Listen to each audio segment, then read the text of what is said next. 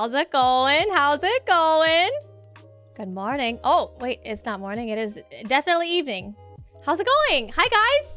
Let's go to the proper camera here. Hello. Hi. I moved some stuff around and I don't know where things... Is it... I have 2 cameras now? I think it's this one. Yeah. Hi. Happy Friday. How's it going? How are y'all doing? Good evening. I'm gonna mess that up. I am very nervous right now, if you don't know. I moved my mic because yeah, things have changed. Maybe I'll move it back. Maybe I'll buy a new monitor. Who knows? Things will happen. But hi. Hello. How's everybody doing? Happy Friday. Like I said, I'm really nervous right now. I think there's more people that are also nervous. If I miss your message, I'm sorry. Right now, anyway. I'm going to go over a few things because I know you're all really excited. I'm super pumped, and I want to get going into the campaign. I'm really excited, but how are you guys all doing? How are you doing? You took away first? I did. I don't want, and that's something that I'm going to talk about, is as far as the stream goes, it's going to be a bit different than what it normally is. So there aren't any channel point redemptions. The sound alerts are pretty much removed. The TTS is gone. The alerts are muted. This is supposed to be, it's meant to be an experience among friends that we are super excited and happy to share with all of you. So this is a total of 5 people in this group. And 3 of them, me included, are noobs. We have never played in a campaign before. And so I really want to make sure that I'm spending as much time and as much energy as I can in the right spot, putting it towards the campaign when we're live, while we're live, so that we can make the best entertainment possible for you guys, because this isn't just sitting at home playing D&D with friends. This is, you know, we're starting off new from scratch and we're trying to have fun and learn along the way with you guys here too. So that being said, I won't be reading chat at all. There will be a bot message that goes through, I think it's every like 15 minutes or so, that kind of says like, hey, Potato's not gonna be reading chat or responding. Just get some popcorn and get into your comfy potato couch cushions and have fun and enjoy.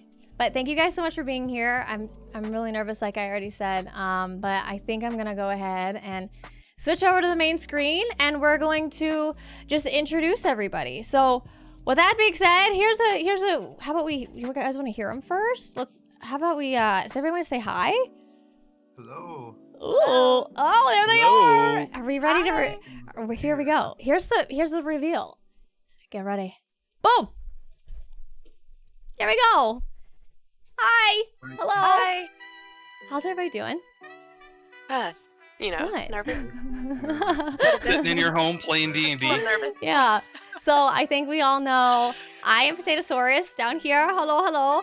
You guys know me. This is my channel. I will be playing as Karaust. I am a wood elf and I'm a ranger. That's kind of all you get to know right now. If you guys want to introduce yourself, you're more than welcome to.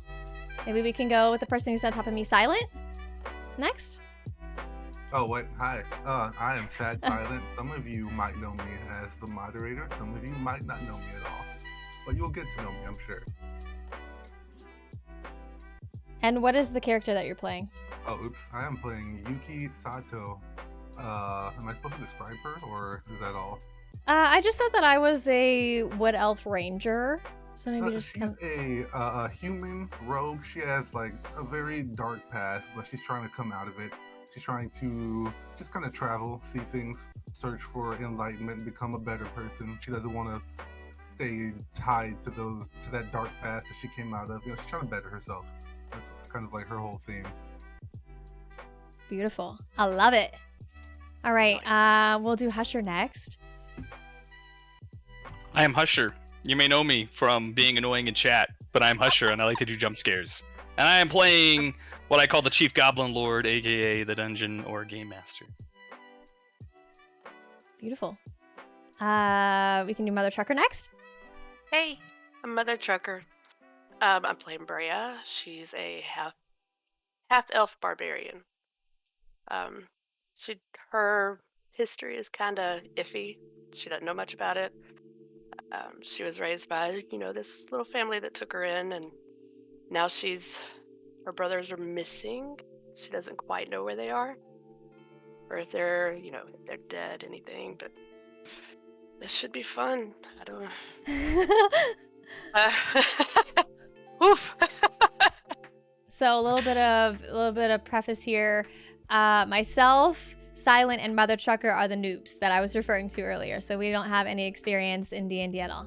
And then the last person is Dr. Overdose. Is me. I'm playing Garmelian Archfeet, who is a gnome wizard. I've also been playing D&D since 3.5e, so I'm going to try to be helpful when Husher is busy with stuff. I'm going to try to be helpful as well, so we aren't all new, and I'm really excited. Garmy is an older gentleman. He's about 200 years old, give or take a decade, and he's spent the last 140 years or so working a dead-end job and is ready to get out there and see the world. And I'm excited to play. Awesome. At a ripe old 102. I don't remember how old I am, actually. 403. No. No, my character. Yeah. Cool freaking beans. All right, so. All right. Are you ready? I'm 104, by the way. Okay. Years young. Yeah. Years young. All right. Super excited. So let's go do this. Ah! All right. Ready. Set. Panic. No, I'm just kidding. Yes. All right. Yes, I am there. We all died in the first role-playing encounter. Okay. So, after weeks of travel, you finally found a boat willing to take you north.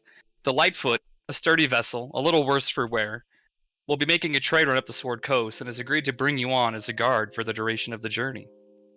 The little village port is little more than a rickety dock, a wooden skeletal finger just poking into the sea.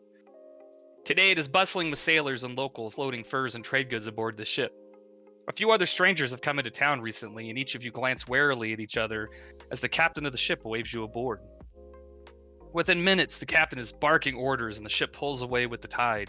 The sails unfurl, the canvas rippling in the strong wind as the ship heads out to sea. The sailors start to sing and chant as they go about their business, and the Lightfoot gains speed and turns starboard.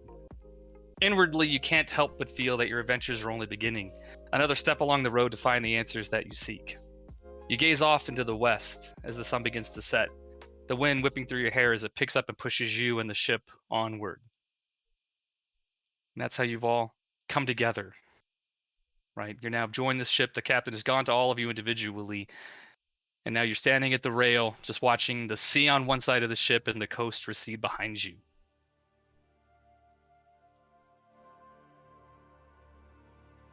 So beautiful, right? So peaceful. Yeah. So peaceful. You can almost feel it. You can smell that sea salt in the air, right? But unfortunately for you, things take a turn. Oh. And you're woken in the middle of the night by the violent swinging of your hammock and the yelling of sailors. You can hear the roar of the wind and the banging of hatches, the crack of lightning, and the rumbling of thunder. The ship is buttoned down for the storm, the captain still at the helm. All of the sailors and you, and a few strangers, have all locked yourself in the cargo hold to ride out the storm.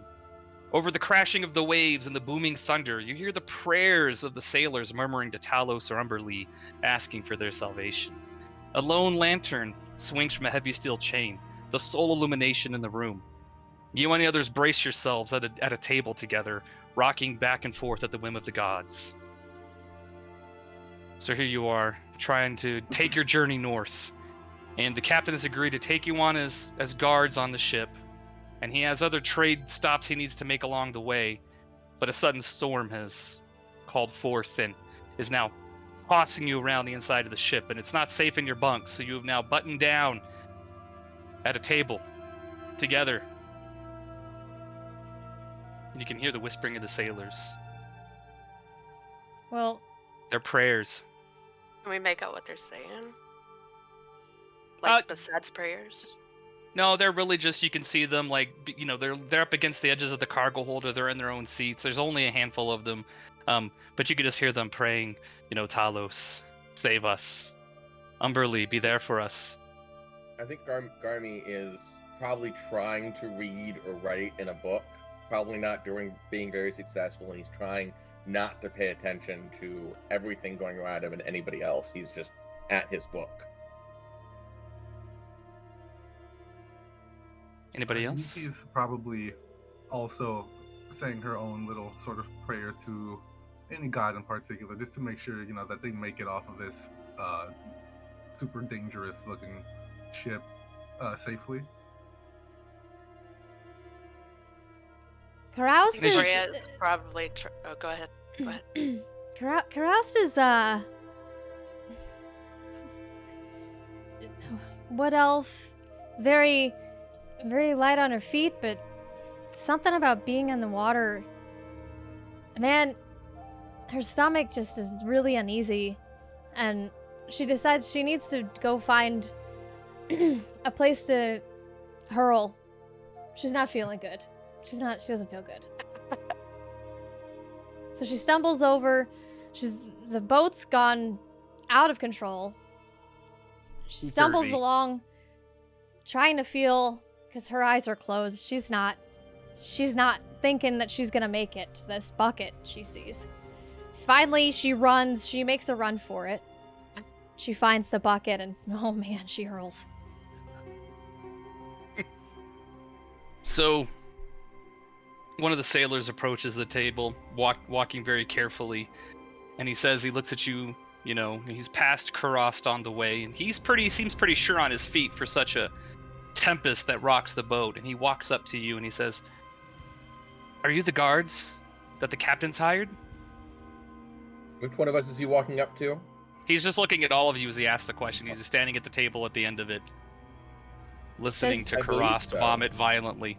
And does he know that I'm also part of the group? I would assume he saw you step away from the table to go find somewhere to empty your stomach. Is there something you needed from us guards?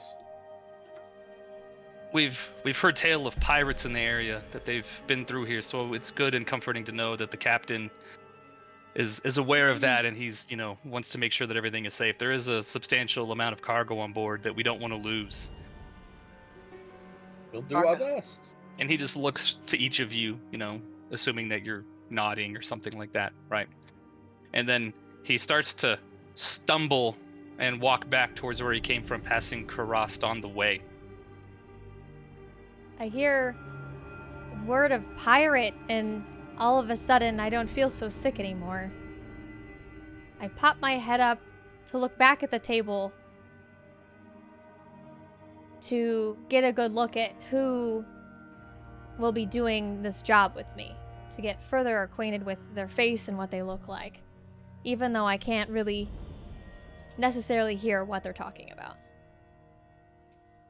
I'm gonna kind of lean up over the table and just tell you that I can smell what you had for lunch.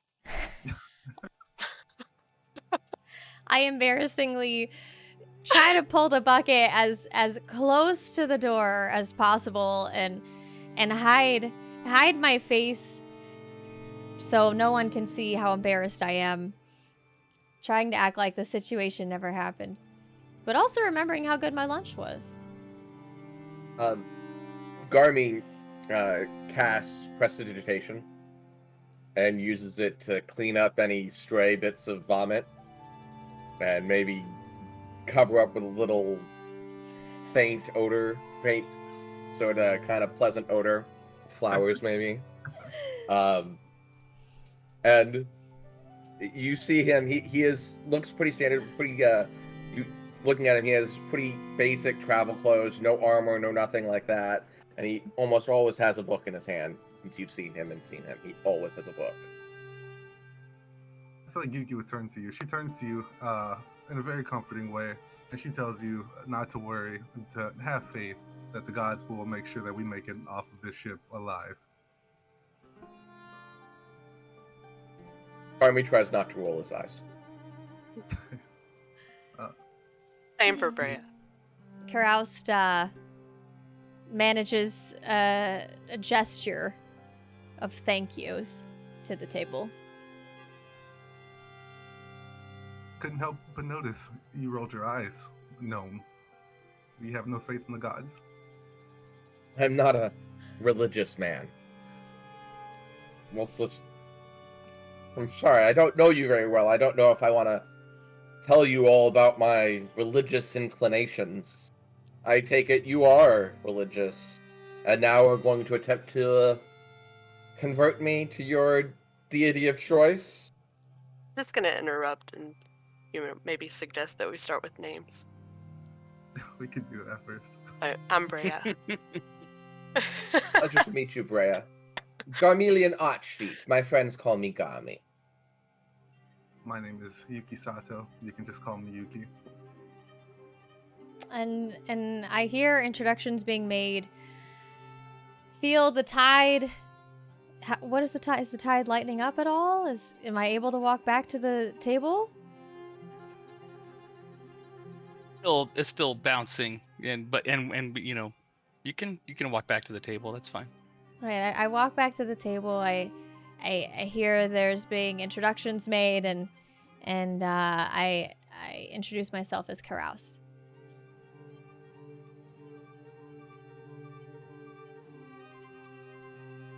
So the same sailor, a young man, probably in his mid-20s, walks back over, and he says, and he looks at Bray and he says, "Hey, you, we want to pass the time here. We don't know how long the storm's gonna last, and how about a wager to arm wrestle? Because he can see by your physique that you're probably the strongest of the group." And he says, "Are you willing to bet some gold on an arm wrestle?" He's just a normal guy. Yeah, let's do it. So he says, "Oh, that's great. Thanks for agreeing." And he waves over and he says, "Hey, boss, come here." So this large other sailor who probably looks like he's in his like 30s, this guy looks like he like lifts boats, right? He comes over and he says, "Oh, did she accept the waiver? Did she accept the wager?" And he says, one gold piece. We'll see who wins." And so he kind of nestles in at the table there, and he's kind of big, and he's kind of like just not trying to be rude, but kind of just shoving a little bit just to make some space for himself across from Brea. And he says, "Do you still want to play? Yeah, or are you afraid?" Easy claps. Yeah. Easy claps, she says. Easy claps. Easy claps. All right, so he sits down, and you can see him. He's kind of stretching, and you can see the muscles ripple under his clothing. And he goes ahead and braces himself. And I want you to go ahead and do a strength roll with athletics. And let's see how it goes.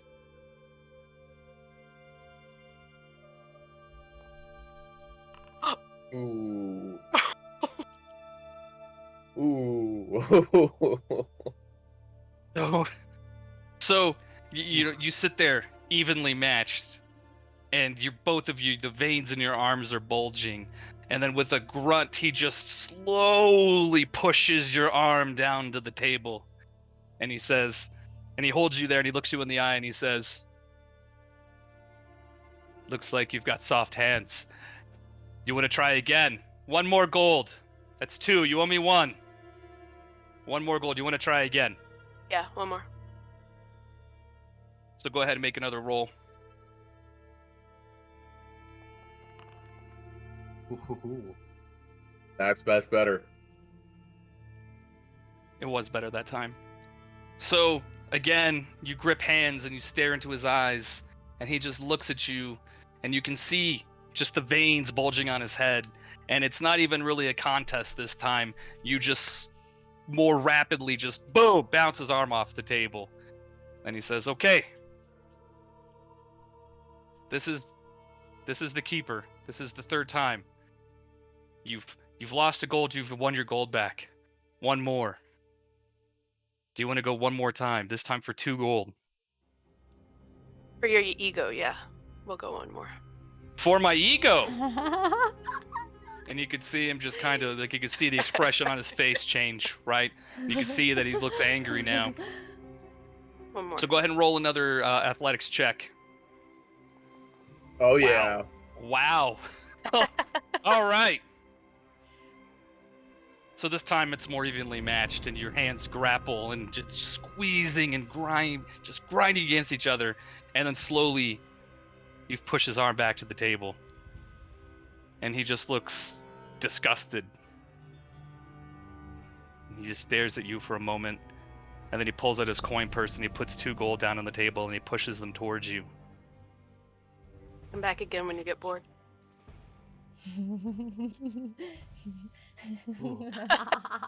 So he kind of looks at you, and he still has his hand on the gold, and he says, "You talk big for a big woman. Do we want to try a different kind of contest?" I think you've had enough. So he At pushes this the point, gold Garmy's towards put you. down his book and is watching intently. He puts down the gold and kind of pushes it towards you, and then he stands up and he looks you up and down, and then he walks back to the back of the cargo hold. I stand up and I give a round of applause. That was fantastic. Oh my gosh, I'm so excited that we're working together. I hope that maybe someday when I'm not so strong, you could help me out. Maybe pulling some potatoes out of the field when they're grown. As long as I don't have to clean up after you. Oh, okay, yeah. I'll wash off the potatoes and I'll even give you one if you help me out. So I want all of you to roll perception.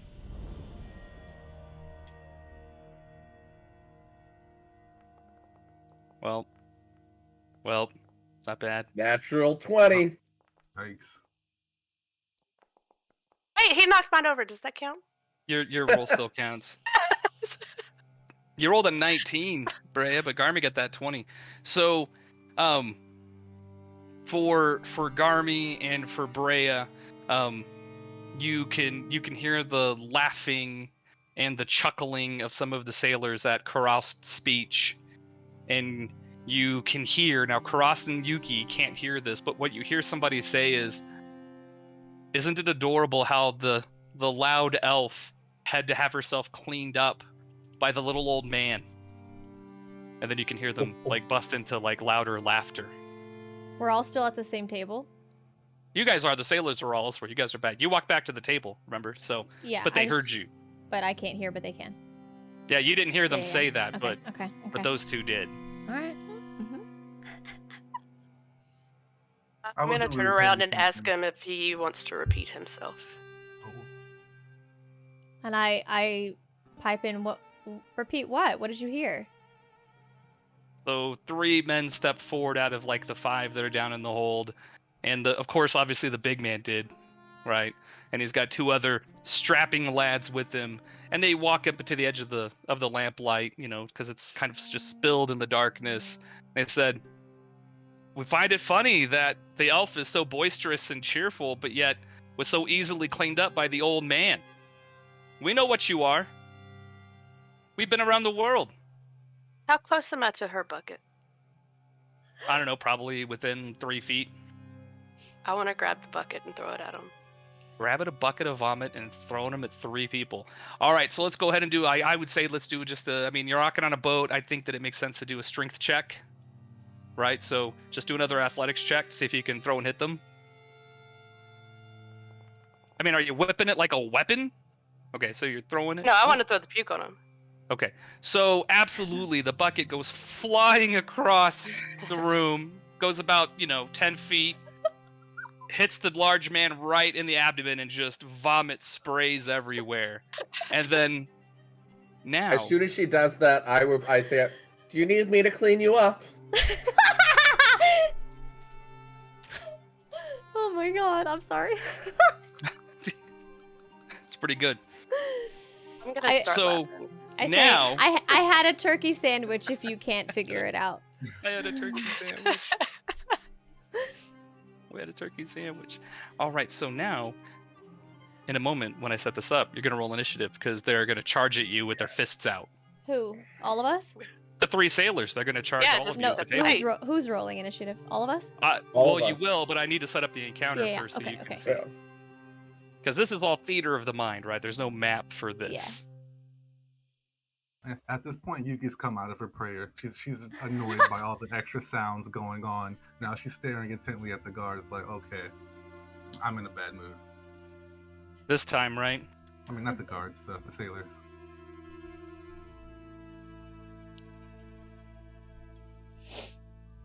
Remind me, Yuki is the only human, right? I believe so. Yuki is the only human in the group. That is correct. Are the sailors human? They're all humans. Correct. Okay. What do you? I'm curious why you're asking that question. Might be about. I know to why get he's dark asking in the here. question. Yeah, I know why he's asking the question. What about the I new think pier? I might know why he's asking. the question. Okay, interesting.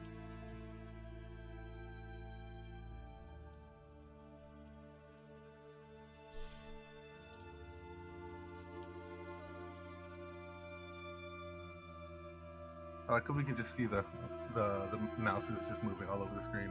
Yeah. It takes me a minute. Just cool. Don't So judge me. I look at Garby and I say, "Hey, thanks for cleaning me up earlier. I appreciate it, but looks like it maybe wasn't necessary now that there's vomit everywhere."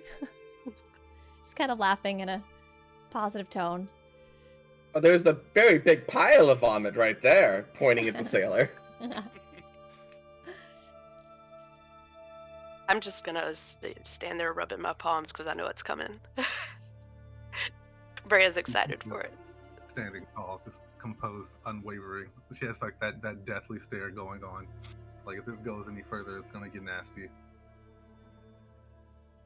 Ooh, she's ready. She ready to rumble?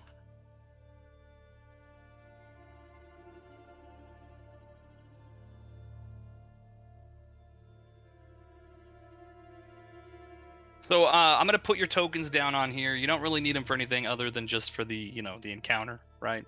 So look at those. Look at that beard. Look at that beard right there. So I'm just putting his them down there. beard's even longer than mine.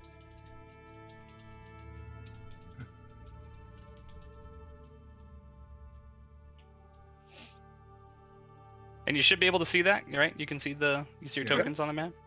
Okay. So to make sure it's working.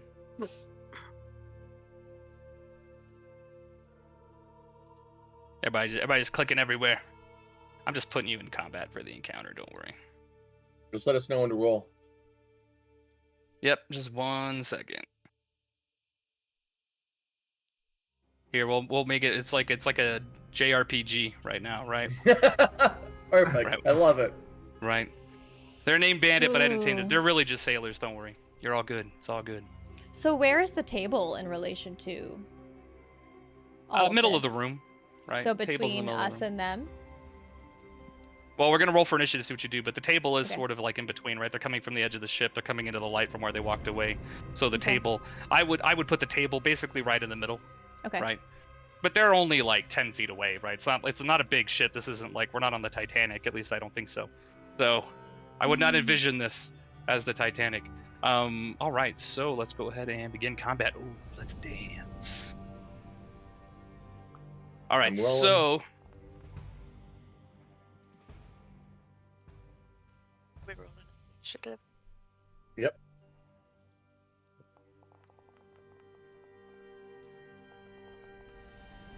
What's that? What is the point Yeah, 1-4? How does it calculate that?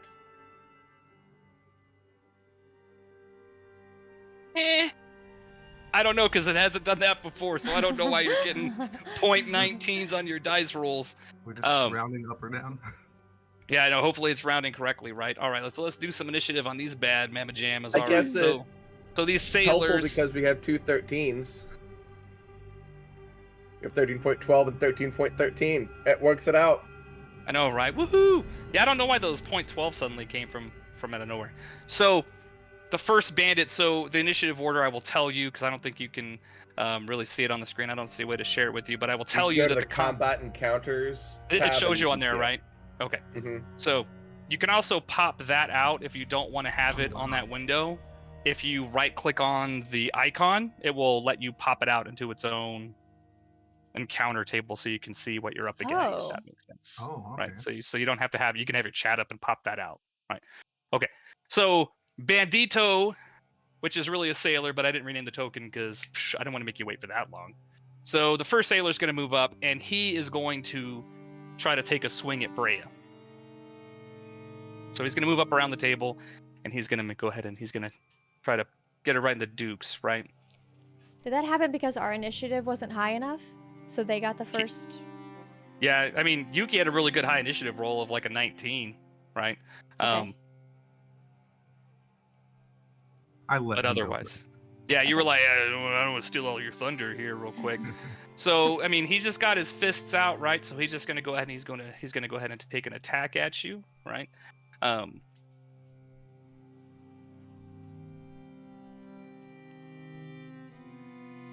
What do I do?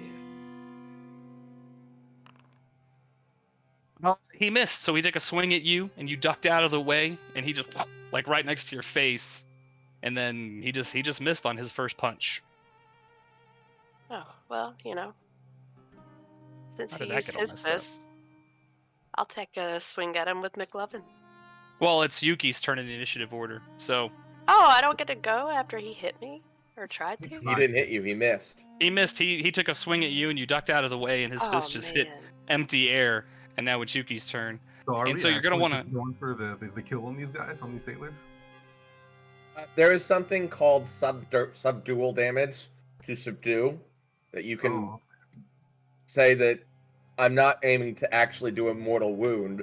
I'm just aiming to knock him out. They do not have weapons out at the moment. The guy tried to punch you, oh, right? It's not like he grabbed a Yeah. table leg or pulled out a dagger. He just took a swing at you. So are you gonna whip out your sword to remember how I said things could turn into a murder hoboism really quickly? They're trying to fist fight with you, so you're gonna want to. I mean, escalation of forces is your game, but I would assume that they're trying to non-lethally fight you without weapons, or they would have pulled out daggers or clubs. Just because the icon has a scimitar, they're trying to melee fight you just like a fist fight, like at a bar, because somebody threw a So- bucket of vomit on them. I'm gonna go for an unarmed strike. Yep. Did I roll that correctly? Oh wait, attack. Normal. 17. Yeah. So you hit. So now you need to roll for damage. Okay, which type of It should be in the damage would I- chat. Oh, is it the same You one? just- Okay. Yep. Just click on damage again. Oof. That was terrible. That's not terrible. I mean, it's your fists. Like, you're not Wolverine yet, right? You're not Wolverine yet. So, and you took a swing at the same one that punched at Brea, Yeah. right? So you moved over this way. You would say that be. You should be able to move your tokens, right? You should have access to move your tokens to where you're at. Okay. Tokens. I don't know how to do that if I can. Yeah, I'll leave interesting. it to you for the time being. Yeah, it's weird. You should have access to moving. So your yeah, I token. just like dash up. I swing at this guy, and just like punch him in the nose really quickly for Just taking the like, swing on Pow, Brea. pow, just give him one in the kisser, right? It's a sign, like back off, or things get nastier than this.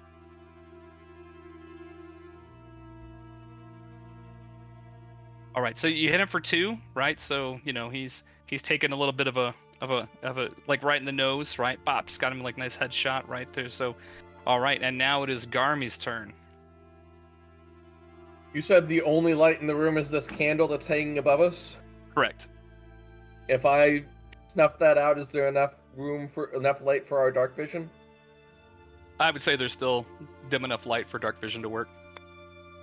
Then Garmy starts spinning his hands, and suddenly the flame from the candle disappears from there and comes down using my control flames cantrip. And I'm just going to look at them all and say, well, let's do this in the dark. And I just eliminate the flame, and suddenly it's darkness. And then This I'm is going a to good back moment. I back as far away from them as I can. Uh-oh. Is this a good moment for dancing in the dark? Dancing in the dark. Right. So Garmy moves back a little bit. Right. Yeah, I'll figure your token permissions. I don't know why it's not letting you move your tokens on the screen. All right. I think it's because and- it says it's paused. Oh yeah, duh. Didn't even notice that. There you go. You should be able to move your guys now. Oh yeah. Okay. Yeah. Right. Duh. I have it open paused all the time, so I don't even notice a spinning circle anymore. All right. So So now it is your turn, Brea. It is your turn. And then it's the bandit's turn. So Do I not go? So I'm just gonna, the one closest to me, I'm just gonna go for like a quick 1-2. just giving the McLovin is what she's gonna do. All right, so go ahead and just now you get to roll just fine. It's dark for you. It's not dark for them. Strength, right? So well, it's dark for them as all get out. The only thing you're seeing is like flashes of light through cracks in the wood. So just gonna do an unarmed strike, normal. Oh shit, hold on.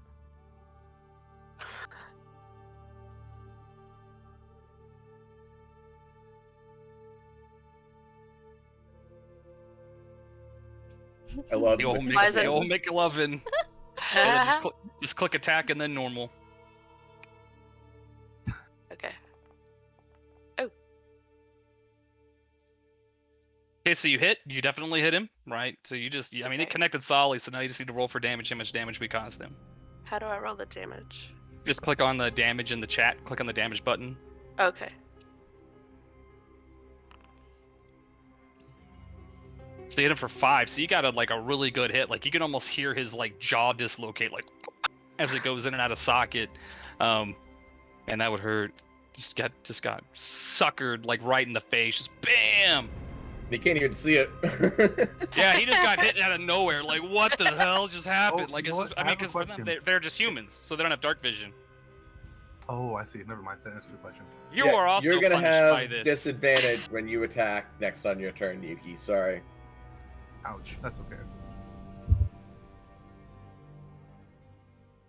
All right, so now it's a different bandit's time to attack. So he is going to move up, and he is going to attack whoever's closest, who's attacking his buddy. So he's going to go ahead and take a punch at Yuki in the dark, like so. Best of luck. All right, so he straight up missed. I don't even have to tell you. Like he's swinging at nothing. He's just pawing around in the dark, like when I'm trying to find some Skittles in the pantry, right? He just can't find anything. All right, and then now it is Karast's turn. Okay, so I have my dark vision, and I'm thinking if I move very carefully, very silently, I can get behind them. So all I want to do is move to kind of It's not chess. You can move and move it back if you decide you don't want to move that way. And that way they don't know I'm here, but I'm here. And that's all I want to do right now. Yeah, I'm fine with that in the dark, right? I would say that, yeah, you could get by without provoking an attack of opportunity in pitch ass blackness. Yeah, they can't see you, so how can they attack what they can't see, right? So doesn't provoke an attack of opportunity. Now, I'm just spitballing here because this is your first game, right? If you get directly opposite one of them, you can get advantage on your attack because you're flanking them, but you have to be exactly opposite of Bray, so you either need to be here or here. Okay. And I can do that and move? Yeah, you can move. Yep. I mean, if 5, 10, 15, you move like 15 feet, like maybe, right? Okay, so I can move and 30. I can hit. Okay, then Correct. that sounds well, I think I'd rather be here. That way I'm not in the middle of the guy that's south. So I'm gonna go ahead and I'll move here and then I'll attack the guy in between me and Brea. Okay. So you're gonna want to go to the actions and then use your unarmored attack, or your unarmed attack.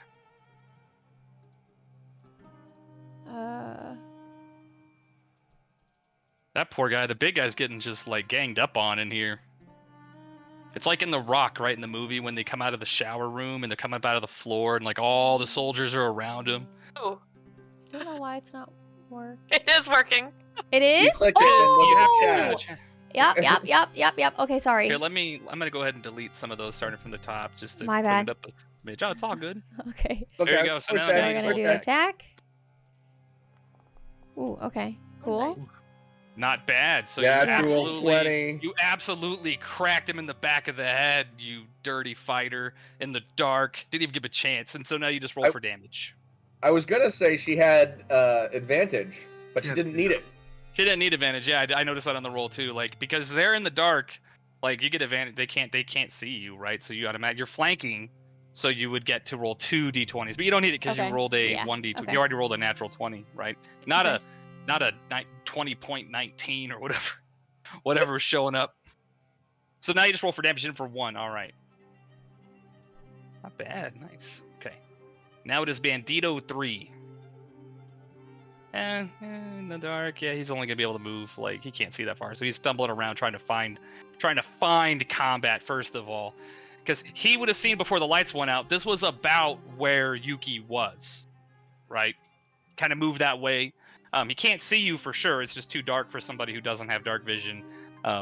So he's gonna go ahead and take a swing at what he hopes is Yuki, right? He's blind fighting, basically, is what he's doing, right?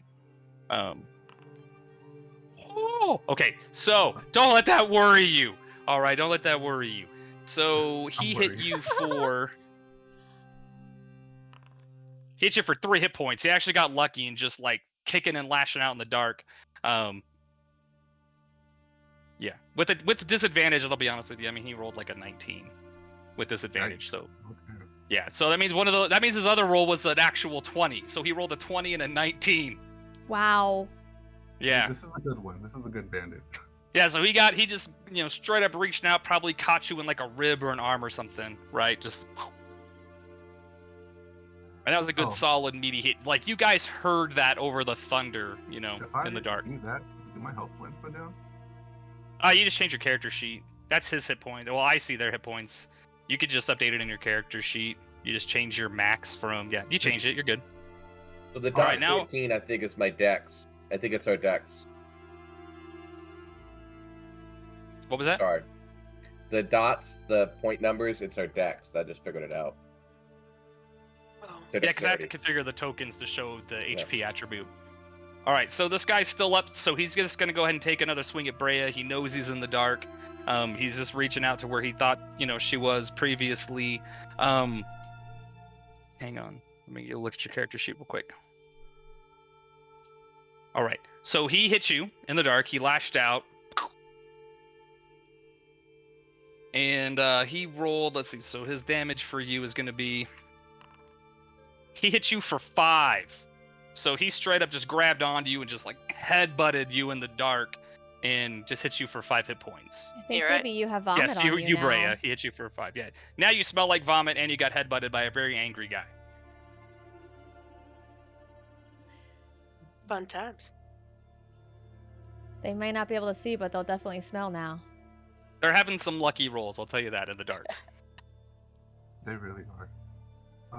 Right now it's your turn, Yuki. You've got 3. It's a target-rich environment, as they say. There's 3 things around you, but you attack with disadvantage because it is dark as shit. Unless you want to take your action to pull out a torch and light it in the dark. Nah, I'm gonna go for the head attack with this. Which one are you attacking? Can you just click and hold on it so it pings it? This. Okay, right. that same guy, the big dude. And oops, yep, disadvantage, right? Yeah, disadvantage. But 18? you still connected with disadvantage. Okay, awesome. So you still hit him. You could feel your little like knife-like fingers like jab into him, and you hit him for 2. And you hear him grunt, just like as you catch him like in the liver or something, right? With a real solid punt to his side. And now it's Garami's turn. I am going to, behind these two, kind of like, I can ping it. Ping. Behind these guys. Please cast Thunderwave. No, right I don't have Thunderwave. But, like, behind these 2 guys right here, I don't know why it's not pinging. I see where your mouse is. I see it. Right here. Behind them, I'm going to cast Minor Illusion to create the sound of my voice behind them. And it's just going to say, you 2 boys really smell. From right behind them to try to get them to turn around and try to attack the empty space there. Since they all 3 smell like elf vomit. Mm-hmm. Now all and to tell if it's fake or not, they have to do an intelligence investigation save against my spell save DC. Otherwise, they think I'm behind them. What's your spell save DC? 13. 13.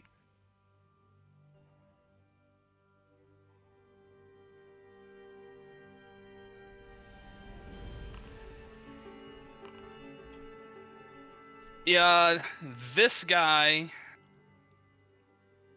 the guy who he was unaffected. He could tell that it was the distraction, but this guy in the middle, he's confused. He's like, wait, what? And he hears your voice in the dark, and you can hear like, huh? As you can hear his feet shuffling, right, as the ship is still pitching up and down, and you can hear the captain like yelling into the storm above you, right? The lightning is still there, crashing, and now it is Brea's turn. This guy that's right in front of me, I want to try to kick his legs out from under him, just so She's he's going for the flat on nads. the floor. She's going for the nards, everybody. No, I All just right, want to sweep so his legs. now go ahead. You get to attack, right? And go for it. And you get to remember roll advantage this time because he is being flanked with Karaust behind him. Right, you can see her behind him, so you get to roll with advantage on your attack. Okay, and that's unarmed strike, right? Just another unarmed strike, unless you want to murder him. It's another McLovin. I mean, kinda, yeah. Nice. Damn. All right, so go ahead and roll your damage.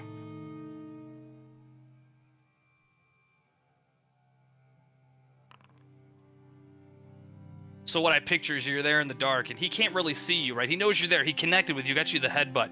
And so you just reach out and you kick the shit out of his knees, right? So he kind of pitches up in the air, right? Like almost horizontal. And you just slam down on him and just straight up slam him into the deck, right? Just punch him out of the air to the floor. And it's like the impact, like you could feel it shake through your feet, right? He just lets out this like terrible groan. I will assume that you are not trying to kill him. Okay. Is he out? He is, yes, he is out. I will mark him as dead. Okay. We're going to mark him as dead, right? He's not actually dead, right? So he's incapacitated. So normally you would say, like, I'm going to pull my punch, right? Whatever. I'm assuming that you guys are just not trying to kill these dudes, right? Because if not, Sad Silent was ready with the Wakizashi just to start cutting off people's I was honestly limbs. considering it, yeah. He was ready. I'm just itching to use Girthquake, so... It's just ready. She's ready for it. My body is ready for the girthquake. All right. So the other two, they hear it. They're like, they hear the guy hit the floor and just, right? They can feel him bounce off of it. And they're like, no, stop. Like, no, please stop. Like, we don't mean any harm. Do you want to continue fighting them? But they're both begging you to stop beating the living daylights out of them. Are they being truthful? I mean, okay, so Are they trying to wanna... just create a distraction? Let's let the dice decide, shall we? Now you need to roll insight on your character sheet if you want to making me be all rulesy over here. So yes, you're gonna roll insight. So 13. Yes, you can tell by the sound of their voice, and you can see them that they appear to be incredibly genuine, and they're not getting their asses kicked. Okay, so like, not everybody wants splinters. Okay, so I say in a little bit of a louder voice, guys, okay, I think we need to chill out now. It seems like they know who they're up against. Garmy, I don't know what you did with the light, but I think maybe we need to... I'd love a little bit of it. What did you do with that thing up there?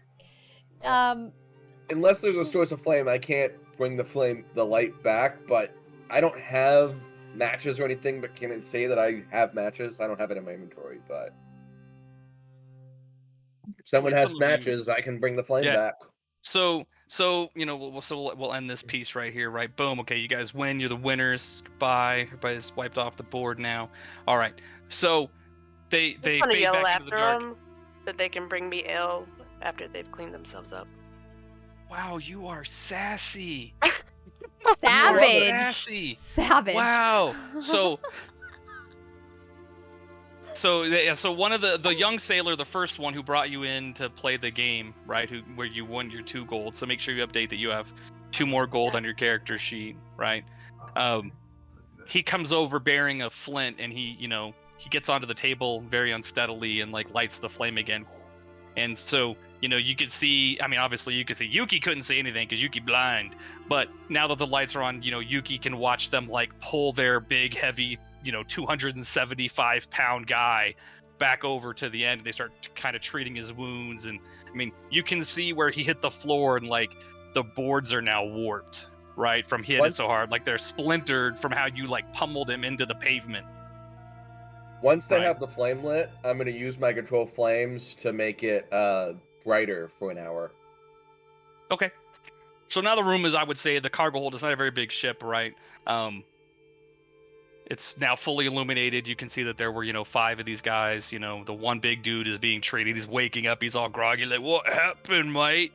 And, the other guys are all trying to, like, stop it. Hey, man, like, we need to get you some ice when we get anywhere where there's actual ice.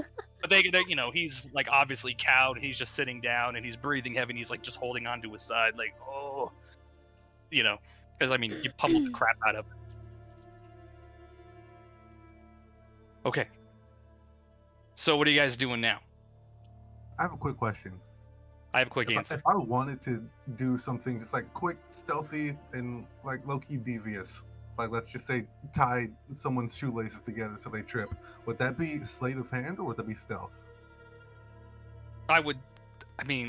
Probably sleight of hand. Yeah. Right. Can I just go for one of those checks? I want to try to do that while they're on their way In out. a totally pitch room. Okay. And it's bright as daylight in there now with his spells. So Is that a disadvantage? I would say that you would need to. No, you don't need to roll disadvantage or anything. But you're gonna walk over there and try to like just kind of talk to him all like nonchalantly, like, "Hey, I'm sorry, my friend just beat the living shit out of you." Kind of distract him, right, while you tie his shoes together. Is this for the big guy? I'm giving them some really comforting words. I'm like, sorry that things reached that level. I usually don't like to be violent, stuff like that. And Yeah, then so just roll a sleight of hand check. Just roll a sleight of hand. Let's see. Do I fail? Oi, what you doing to my feet? What's wrong with you? They just kind of look at you and they're like, "What is he doing to your toes, bro? Like, what is he? I saw a bug. Sorry about that. I was just killing the bug. That's awesome. Piss off and go back to your friends." And there, he's still just like sitting there breathing, just like you can hear like a raspiness in his breath where he probably has like some broken ribs, right? And he's like, he can't even take deep, full breaths anymore. I'm just gonna scream ill again. I really want my beer. I'm going to approach Brea. I want Brea to roll an intimidation check. I'll let you roll an intimidation check based on strength. I'd say roll a strength-based intimidation check. It's not a charismatic thing, like you're physically trying to impose on them. So I'm gonna roll strength? Is it a... Yeah, so you're just gonna click on strength and roll an ability check. Okay. Normal? Yeah, just normal.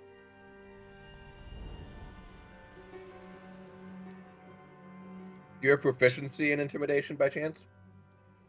She rolled above the DC that I assumed for this anyway. So one of the sailors comes over like with a large tankard of ale that's kind of sloshing everywhere as he's trying to like keep it steady, and he's like, "Hey, here you go, good fight," and he just kind of sets it down for you, and then kind of walks back over. As soon as he sets it down, I'm gonna say, "Where are the ales for the rest of us?" I was just about to ask.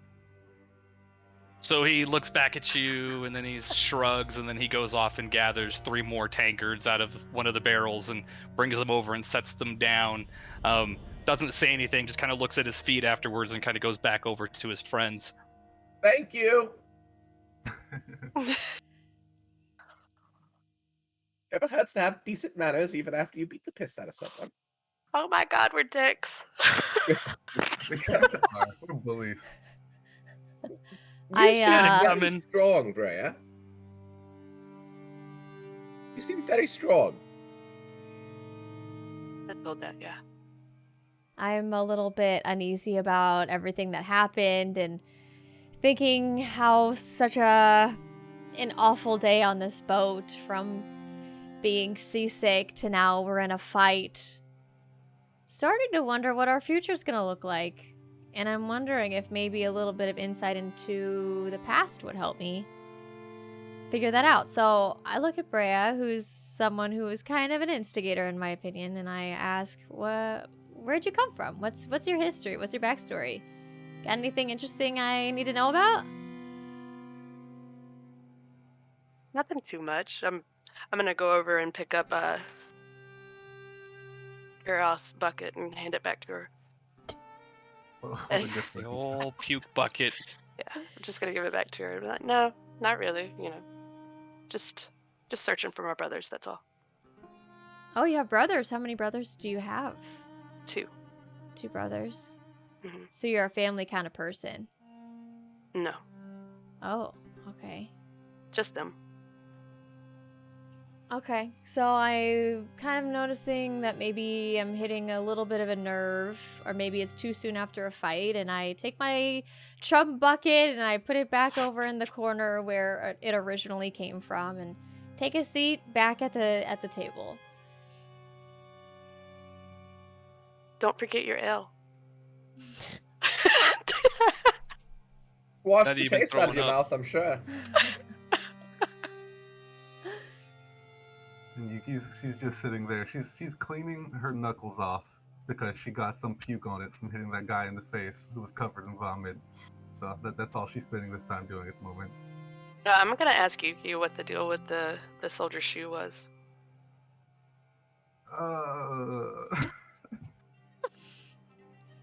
You like I- speed, don't shame him. Yeah, there you go. No, I thought just briskly about tying his shoelaces together, but then decided that was beneath me, so I changed my mind. Good try. What's happening outside? Is it still a really bad storm? You can faintly hear the captain. The ship is still kind of pitching side to side, and you can hear the captain kind of yelling. You just hear voices on the wind, and otherwise. But the lightning doesn't seem as frequent, and the thunder seems a little more distant. Roll for perception. What am I rolling? Why am I rolling? You're just rolling perception because I asked you to. All of you Okay, roll perception. okay. Oh, Okay. Please roll perception now, kind players. I am off my game with the rolls today. Look at you guys. Look at these. Look at these. ooh, oof. We've seen worse, right? So, for Garmy and for Carouse, you can barely make out the words, and the captain is like cursing the storm and cursing the seas, and then you hear him just yell out as loud as he can, "Is this all you've got? You call this a storm?" And you could just hear him like his feet pounding on the deck, and that's all you can hear. Unfortunately, Brea did not hear that, nor did Yuki. You can just all they hear is whispers, right? They can hear it over the blowing of the wind.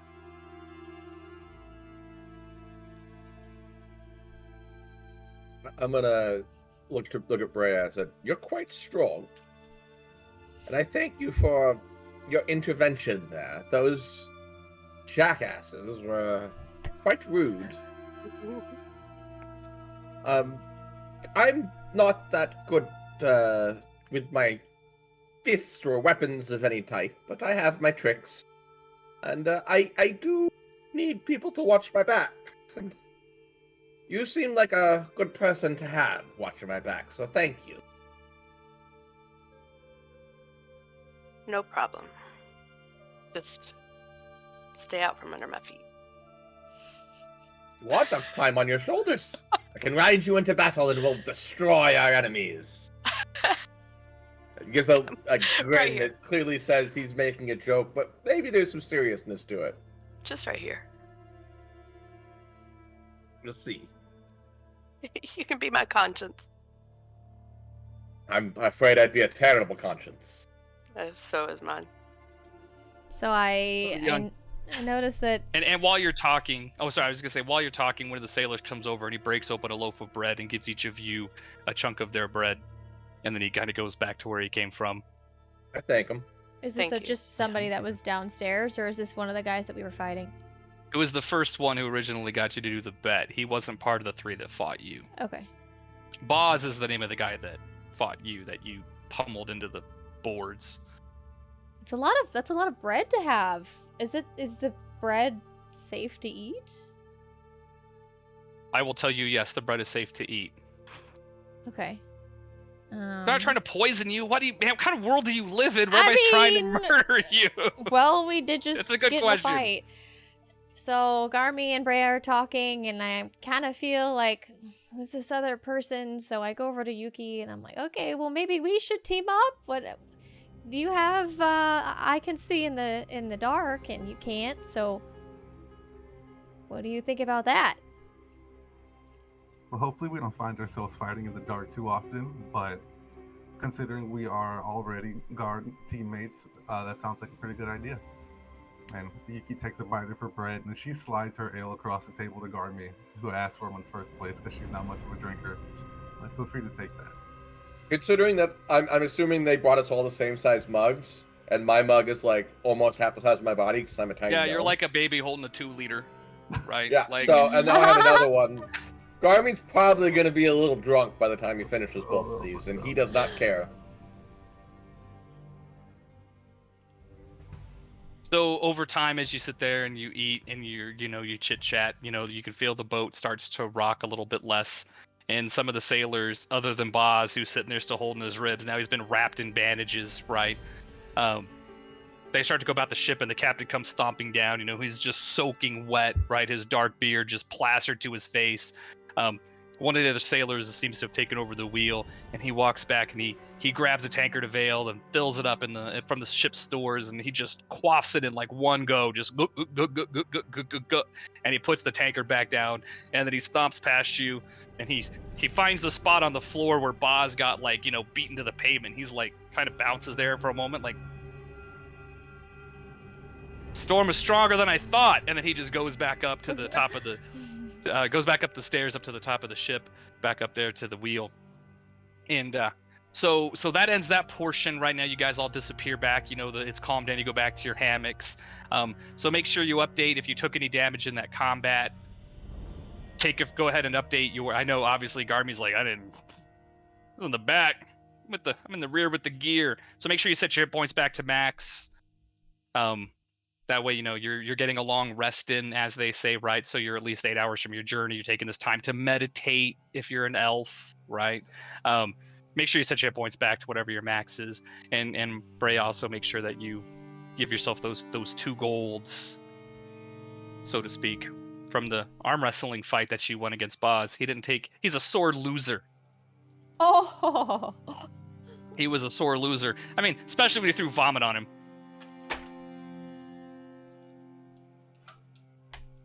I need 5 minutes away for a moment. Okay. So if you guys, I'm gonna do my Garmy trick here, except I don't have prestidigitation. I just have a cloth. Look at you, fancy. That was fun. Yeah. Hurry it back, was. Chief Goblin Lord. Oh, we're not done. I'm going to take this 5 minutes that he's taking, and I'm going to go use the restroom myself. Yeah, that's a good okay. idea, actually. I've been sitting down for a minute. I'm gonna go to the restroom really, really quickly. All right, I'll just switch back to chat screen, and when you guys come back, I'll come back, and I'll mute all of you.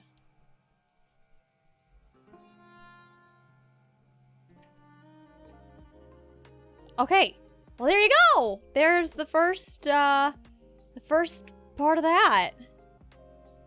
What do we think so far? How are we doing?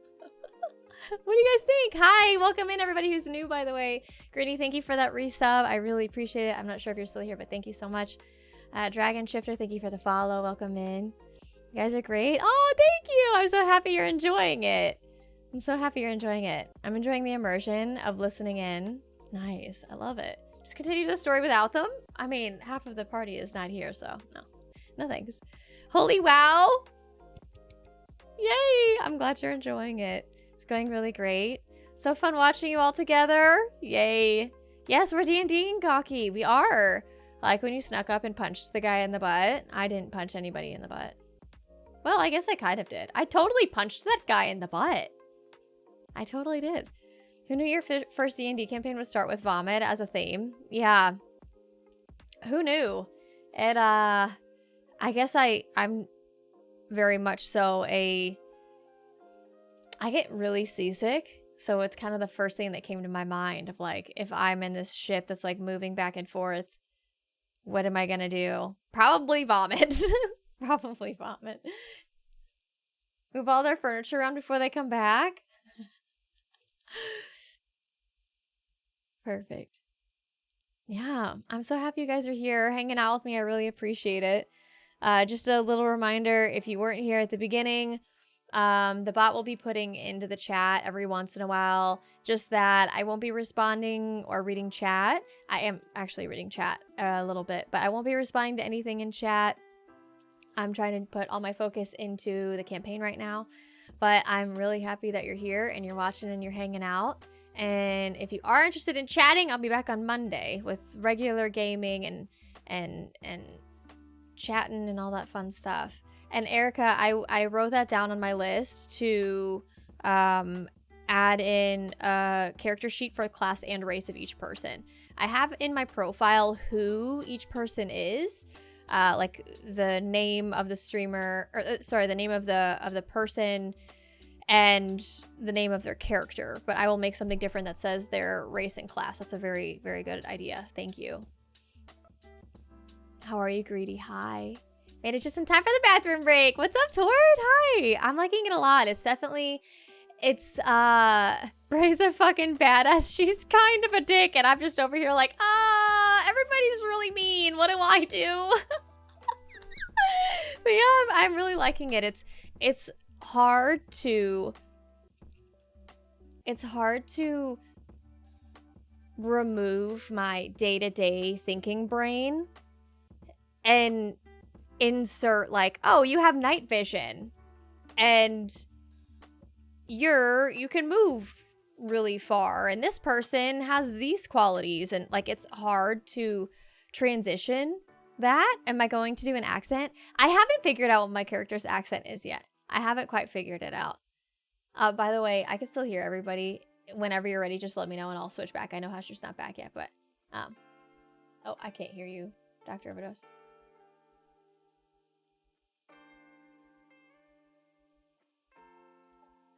Oh, I hear you now. Okay, yeah. I just didn't know if you guys wanted to be on screen and chatting with everybody. Oh my god. Okay. Okay, I think we're back. All right. I'm going to Yuki would probably sound like Carlia from Skyrim. Part of you does seem to stick with the character, which makes it a little more genuine. Yeah, I definitely find that it's a little bit easier for me to like get my brain into D&D mode if a little bit of myself is part of the character. But let's go ahead back into see everybody else in the campaign, and we'll continue with the campaign. And chat amongst yourself. You guys can comment on what's going on, and you know, just do a little bit of commentary if you want, and have fun. Enjoy the show. All Are you ready? Ready for the total party kill? Okay. What? Okay. Okay. Is this when Okay. the Drow Lich attacks? This is when the Arachnomancer, who can change into a spider. Yes. The triplet Tarasques. Yeah, no, the beach is filled with Tarasques. All right, so you know, the rest of the night passes, you know, uneventfully. Just a small hint of alpha vomit permeates the air, mixed with the, you know, sea salt and the groans of Boz, who's, you know, probably has like 4 broken ribs. But the rest of the journey is uneventful, and now your destination, the island Dragon's Rest, is now visible off the bow and promises rare wonders. Do we know it's called that? I'm telling you that, yes, you.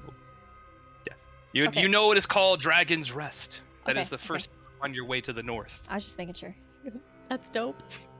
Seaweed shimmers in countless brilliant colors below you, and rays of light defy the overcast sky to illuminate lush grass and the dark basalt rock of the island.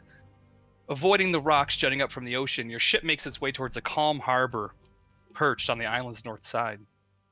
A large open-air temple comes into view, perched on the edge of the cliff high above.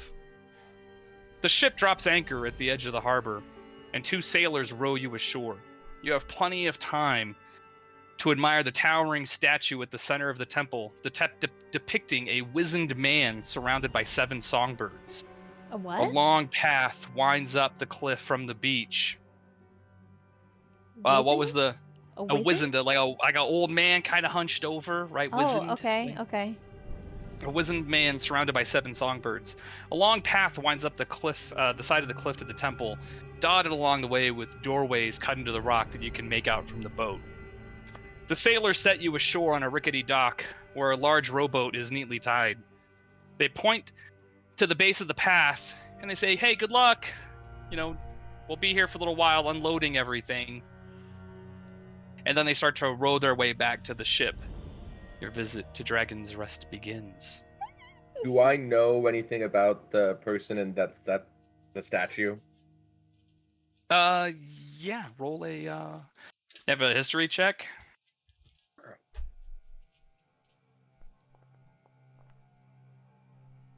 All right. So let me get that for you. Give me 1 second here. Can I do that too, just because? Everybody's like, "Let's roll history checks." Sure, why not? Did we ever talk to the captain? I have a proficiency in it, so I'm like, I don't want to be dumb. I don't know if that's enough. That was not neat. No, but Garmy, you do learn something. Hang on, let me read through my notes real quick here. Whatever I know about it, as we're rowing in, I point at it and I tell them so that they're as informed as me. Like, as we're rowing in and looking at the city, I'm like, and that statue is so-and-so who did such and such. This guy's really knowledgeable.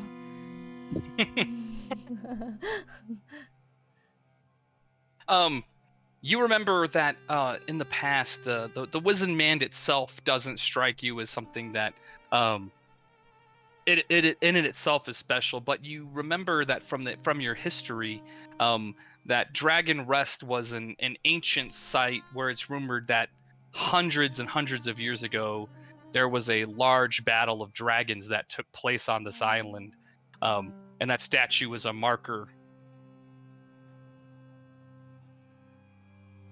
Everybody's like, "What? Dragon fights? Dragon fights? It's like Fight Club. The first rule of Dragon Fight Club is what? You don't talk about Dragon Fight Club. You run straight at it, right? I run straight at it." Yeah, 1 second here. So none of us have been here before except for him, right? Except for Garmy. Well, I haven't Well, he been here, hasn't I've just been read about here. it. Oh, you just know. Okay, you know about him. After working 140 years in a library, you learn something. But you do look for, because of how far away it is, you do know that there is a history with Bahamut, who was a dragon. He was a platinum dragon, right?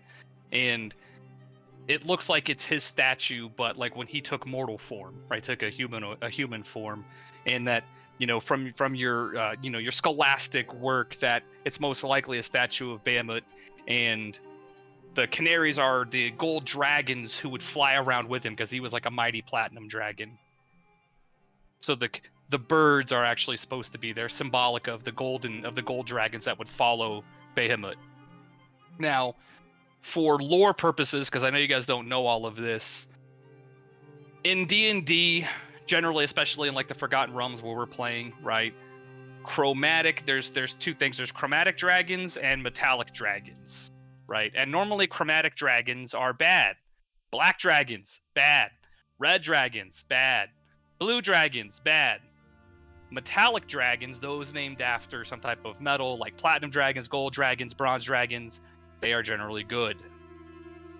And some of them can polymorph into other form, right? But I think from a knowledge perspective, you would know this about the world, right? Hey, metallic dragons are good. So the statue would have been a metallic dragon. It would have been of a metallic dragon, Okay. Bahamut, a platinum Okay. dragon. Okay. Is that a good enough answer, Garmy? Yeah, that's perfect. And I tell them all this, even if they already know. I explain all about dragons and everything that I think of that you're telling me that I know. That Dragons I tell are them. bad. Don't get killed by dragons. Finding dragons at level 1 is bad.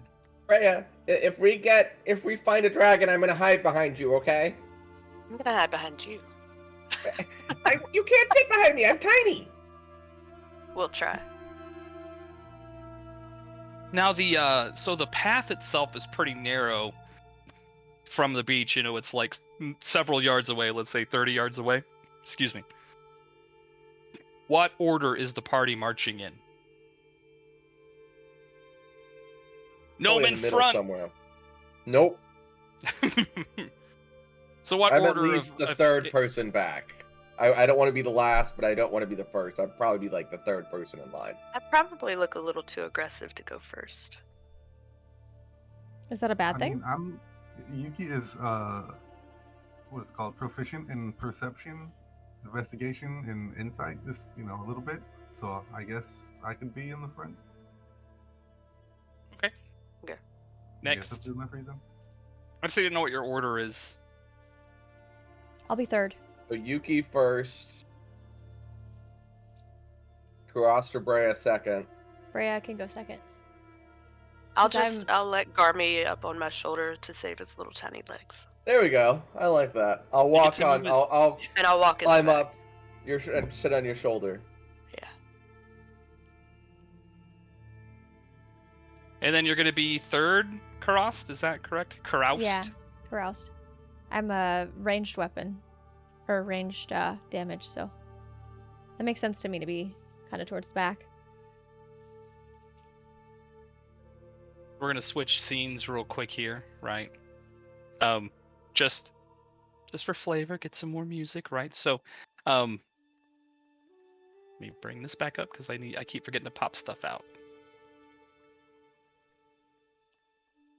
That is not what I meant to do. But that's okay. Boom, it's gone now. Live in mystery. All right. So as you're about to leave the beach and start your climb, you hear a ruckus behind you, splashing, wet, gurgling noises.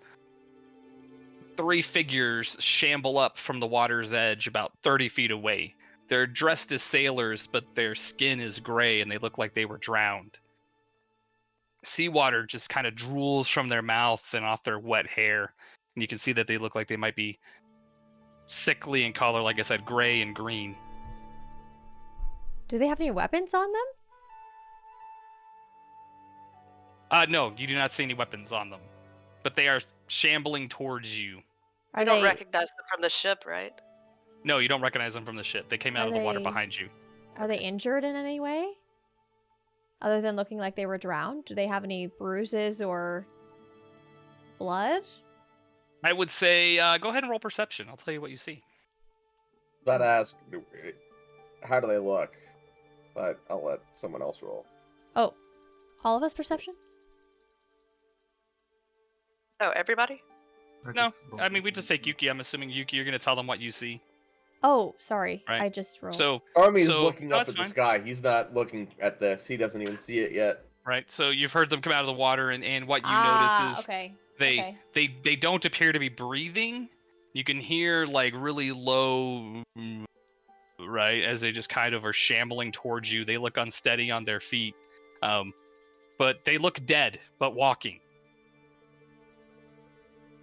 Oh dear. I think Does they need a anybody else around Snickers. us look surprised by this at all? There's nobody else there. You're still on the beach. You haven't actually made your climb up yet Okay, so to we're where alone the with the them. cloisters are. You're alone on the beach. The sailors who dropped you off in the rowboat have already left. Okay. So you guys, you pick Garmy up and stuff. The other boats like going back out to sea. The waves carrying it out. The rowboat. Are they moving towards us at all? They are walking towards you. How far away are they? I would say right now they're probably about 40 feet. That doesn't look good. Possibly not, right? Possibly not.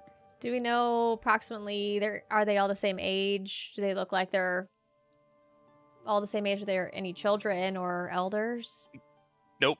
They just look like dead young men, Okay. probably in their 20s to 40s. I'm picturing now- like a Davy Jones look. This is obviously undead, right?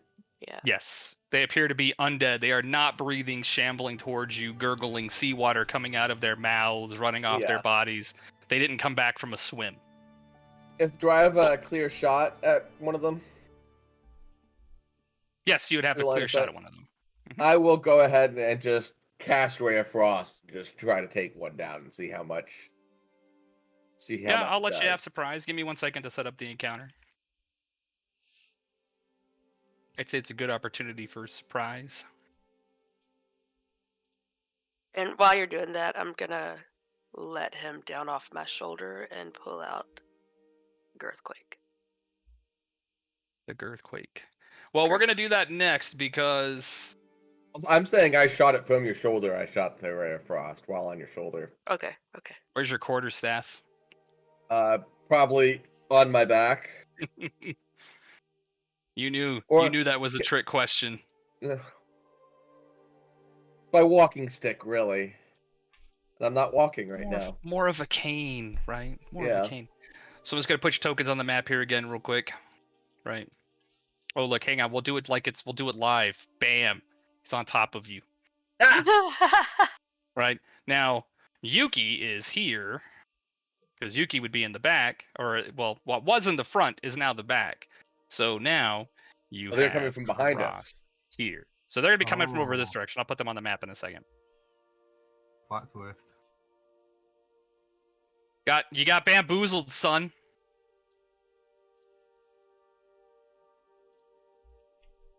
They're really not called this, but like, don't worry. So on the if you when you click on your character token, let me go ahead and make this. Boom. Oops. When you click on your character token, you should have, if you right click, you should see the little sword and shield icon on the bottom right. Yeah. Please go ahead and click that and add yourselves. And go ahead, once we've done that, can we just go ahead and roll initiative? Yeah, let me just get these guys added real quick. Okay, I'll wait. They're so Getting handsome. ahead of myself. They're so handsome and so dead at the same time.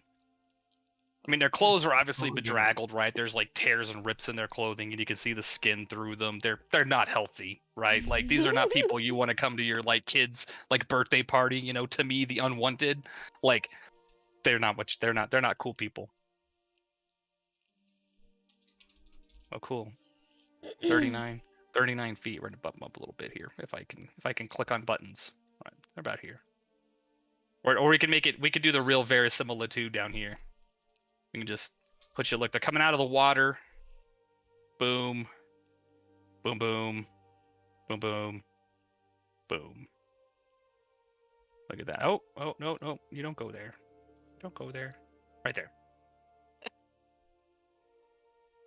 Yeah, it's about right. I'd say 23 feet. Yeah.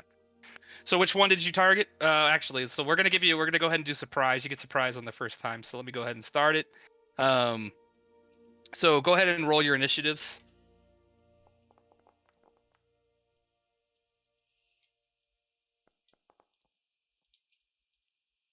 What the heck?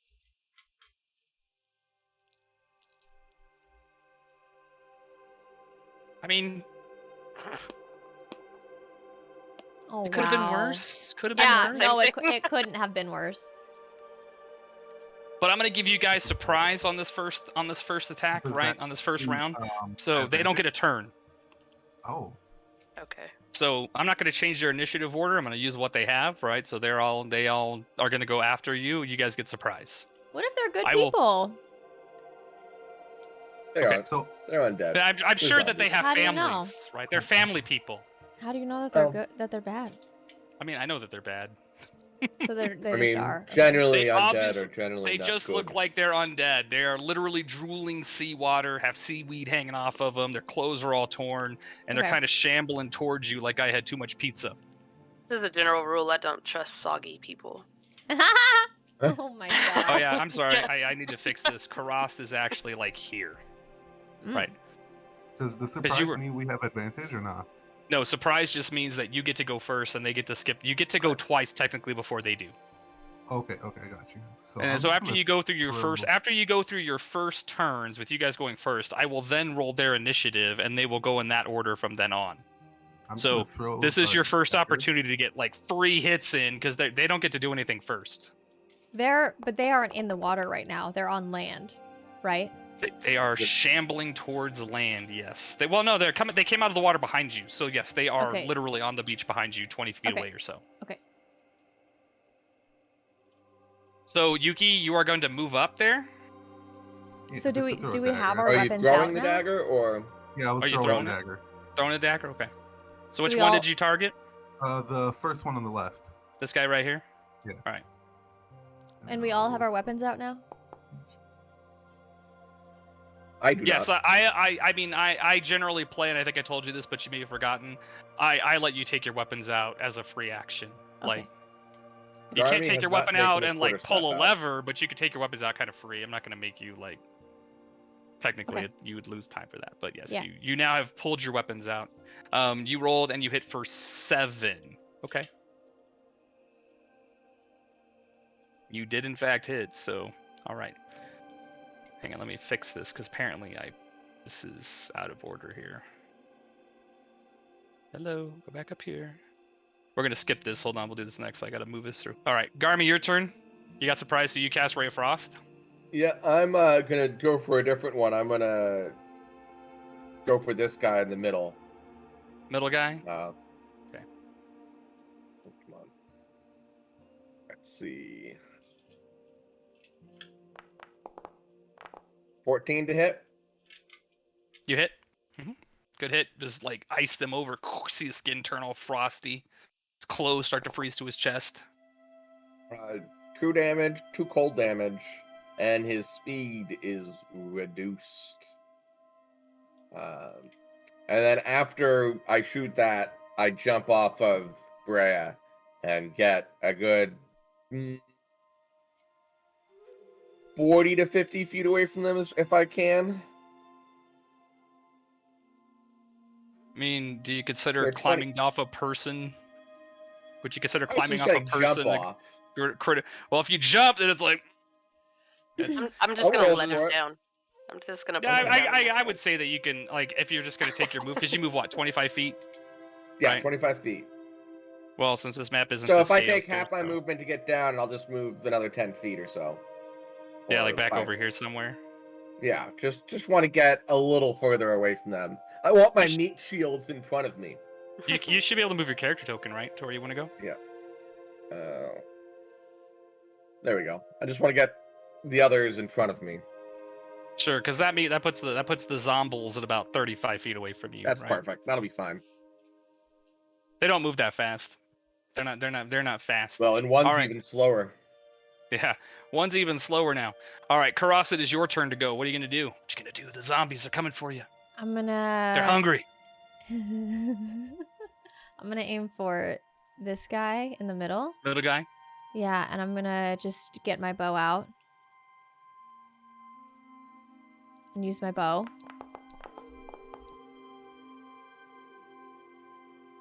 Am I All able right, so yeah, to- you can hear the arrow hit him. So go ahead and roll damage. You can hear the boom as it just like you can hear the impact in dead flesh. Okay. Not bad. Nice. That poor guy's getting beat up on. I mean, he's closest to me. That's what matters the most, right? That's what matters the most. All right, now it is Brea's turn. Yeah, the same guy that she was just targeting. I'm gonna take out Thunder and chuck it at him. Are you able to do that with me in the way? Am I? You can Or attack. You can throw past her, Okay. or move 5 feet, and then you can easily go past her. Just a normal roll? Yep. Just a normal roll. All right, so you hit. So now you roll for damage.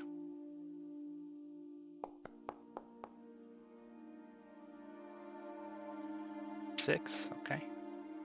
That poor guy's getting beat up on.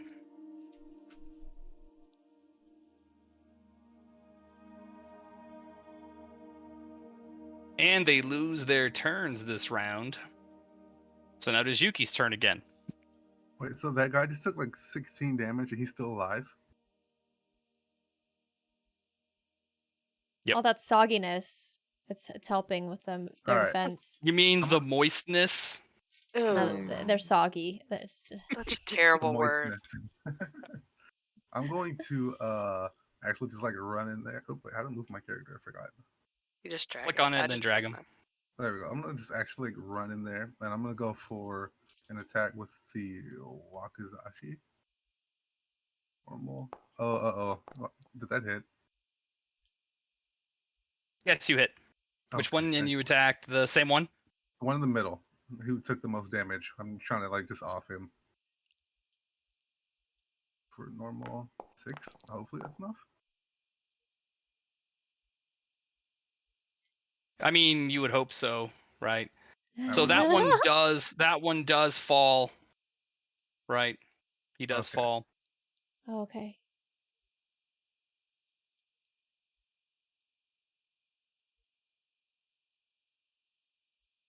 What are the other two doing now? It is now Garmi's turn. It is Garmi's turn now. Okay.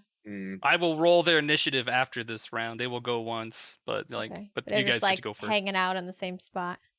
Well, Oh, yeah, they my missed a turn. buddy. They haven't gotten to do anything. They're just kind of moving Okay. towards you, right? But they haven't Just got to do biting anything some yet zombies. Let's go. because you got I'm gonna surprised. So. I'm gonna move till I get a clear line of sight. Stop a little bit around, get an angle, and I'm just gonna throw another ray of frost at the topmost one. Okay. Ooh. Nice. You hit. Nice. Wow. What's that? 15 damage. Oh, he's still alive. And it's I mean- slowed. Yeah, they're definitely slowed. And now it is Karast's turn again. They're both slowed or just the one? Just that one. Just the one that he's hit with his Ray of Frost magicness. Okay. I'm going to pull out my bow and I'm thinking, why not take another one out? So I'll aim at the one that that Garmy just attacked and just do another attack with my longbow.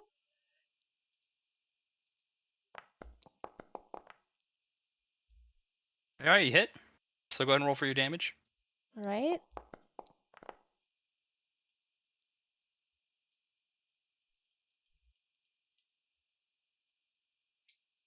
And your arrow hits him like thump, like right in the face. Boom, And headshot.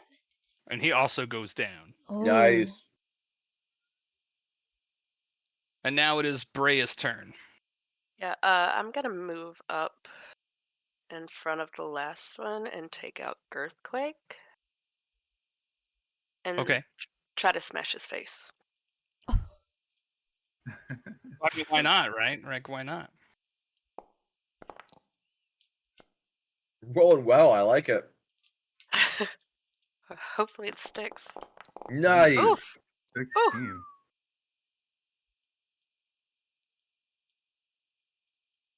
All right.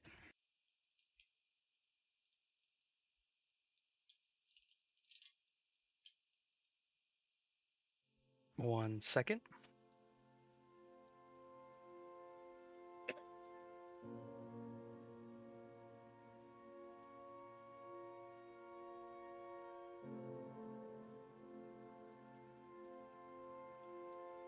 I wonder what the temperature's like here. Probably feels pretty cold in the air right now because I've just cast multiple cold spells. Yeah. In the It's very middle salty. of fighting 3 moist guys. What the fuck? How's the weather? Three moisties.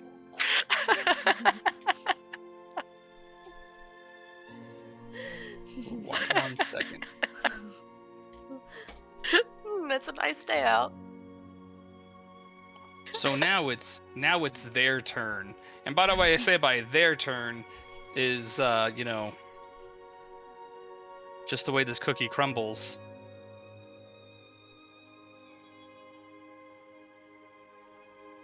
This guy. Oh, wrong button. You just got our hopes up. No, he gets back up because he's a zombie.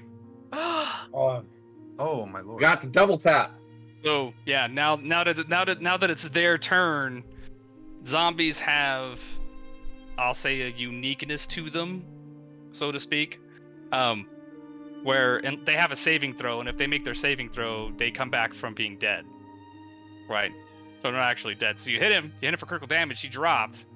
But now it's his turn. I rolled his saving throw, and he got back up. He has an arrow sticking out of his head. You know, he's slowed. The other one is like super dead. Right, the other one is like super dead. So Does the first guy still have the slow effect on him? yeah, the one who got back up. Yeah. So they still have it even after they've come back to life. They still have it.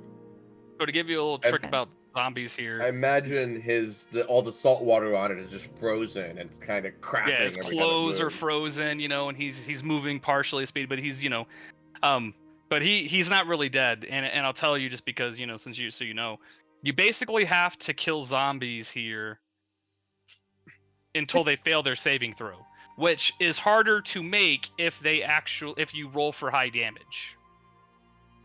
The saving throw is harder to make? For them, yes. When I roll for them, it's hard. So the more damage you cause them on their fatal blow, the harder it is for them to be saved from it. So the guy in the middle is dead. Oh, he's super dead. Did they already roll their saving throw and they didn't make it? Correct. Okay. Okay. So he didn't survive his saving throw. Okay. And the guy that you just hit, that Brea just girth-quaked the living daylights out of, like, because technically you make the saving throw every time they take damage, right? So they've rolled okay, but now that one guy's dead. Like, he didn't make that roll. Like, he's just straight up dead, right? So you basically roll to see if they take the damage or not. So I just wanted to give you a little insight into the zombies of, he got back up. He's not actually dead, right? What if like their arm gets chopped off? Do they just come back without an arm? Or do they magically with a stump, I guess? Okay, so their arm, they don't regrow ligaments, they just come back to life. Yeah, they still maybe they picked up their arm and put it back on. Yeah, it just mends itself, right? Okay. Ooh. Well, hopefully bends over. What if what about Go ahead. If they lost their head? They can still try to hit you with their hands. I mean, I guess I would say they probably get disadvantage, right? Okay. Like I'm just trying to figure it out. This is cool. So they're not like Walking Dead zombies. Yeah. No, yeah, they're not like Walking Dead zombies. You basically either have to use certain kinds of damage against them where they don't get to make a saving throw, which none of you have, right? You don't have that kind of damage type in your party. Yep. Or you have to kill them you have to hit them hard enough that they fail their saving throw. Right. Okay. So now this first zombie, because he's dumb, he's just gonna move up on Yuki, and he's gonna go ahead and try to take a swing. I don't expect a whole lot here out of these guys. So let me go ahead and roll. Now, go ahead and roll this bad boy. He's gonna basically just kind of just like slam at you, right? And let's see. And Yuki, so I mean, he just like slams at you with like both of his arms and hits you. I always get hit. Rogue's in front, right? Rogue's in Frontline front. fighter. And hits you for 7. Ouch. Oof. Just Okay. bam. So, and you guys can hear it. Like, you can literally hear like Yuki's armor crunch a little under the mighty blow of this zombie. That was one That's shot. Taylor's look of, there are stakes to this game. I thought Husher was joking about killing us all.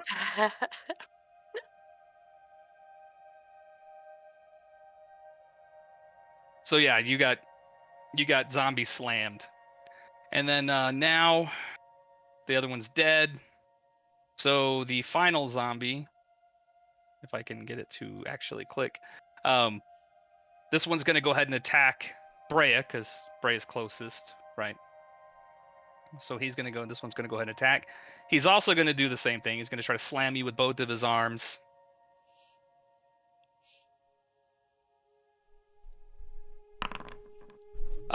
And he stumbles and misses, and you kind of just duck out of the way as his 2 beefy sailor arms just come whipping past you. And you can see him just hit the sand, and then he doesn't fall over, but he gets back up, and he's still ready to come at you. Moist idiot.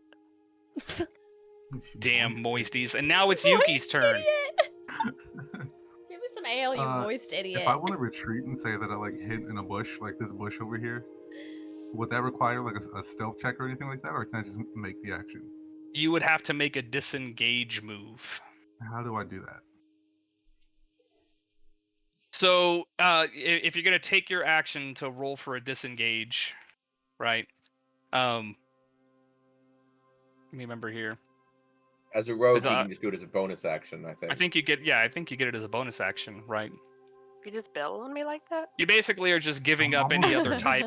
You're giving up another action so that you don't get an opportunity attack. So you can take the disengage action, and then you can just back away to whatever distance you want, which is up to you are a human, right? So you can run 60 feet away, or you can just. Well, no, actually, I'm sorry, because you're taking that as an action. You can move 30 feet. So it's a free action. So No, it's your bonus action as a rogue.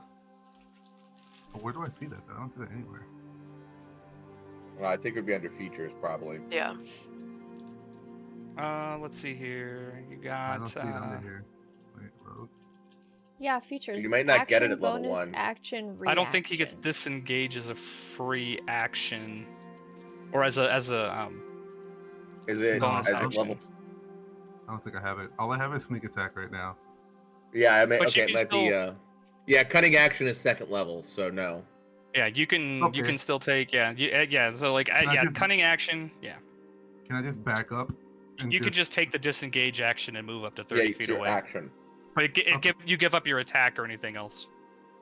That's fine. I'm gonna go ahead and stay back. I just got hit really hard in the chest. Let's try to live.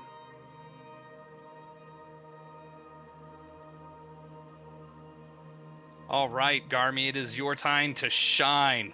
Do it. You know you want to. Nope, I'm just gonna keep casting my ray, my little like ray of frost, because at the top one that just got up, I'm like, stay down. Probably missed with a 9. No, you hit. Oh,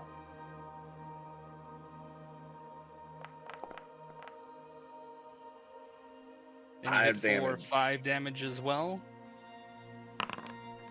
And he succeeded his saving throw, so he didn't take any damage, but you can see again, like now there's ice like falling off of him as he's, trying to move forward. Was that the far left one? Or- Yeah, I think you're attacking this one, right? yeah, the one that just got up.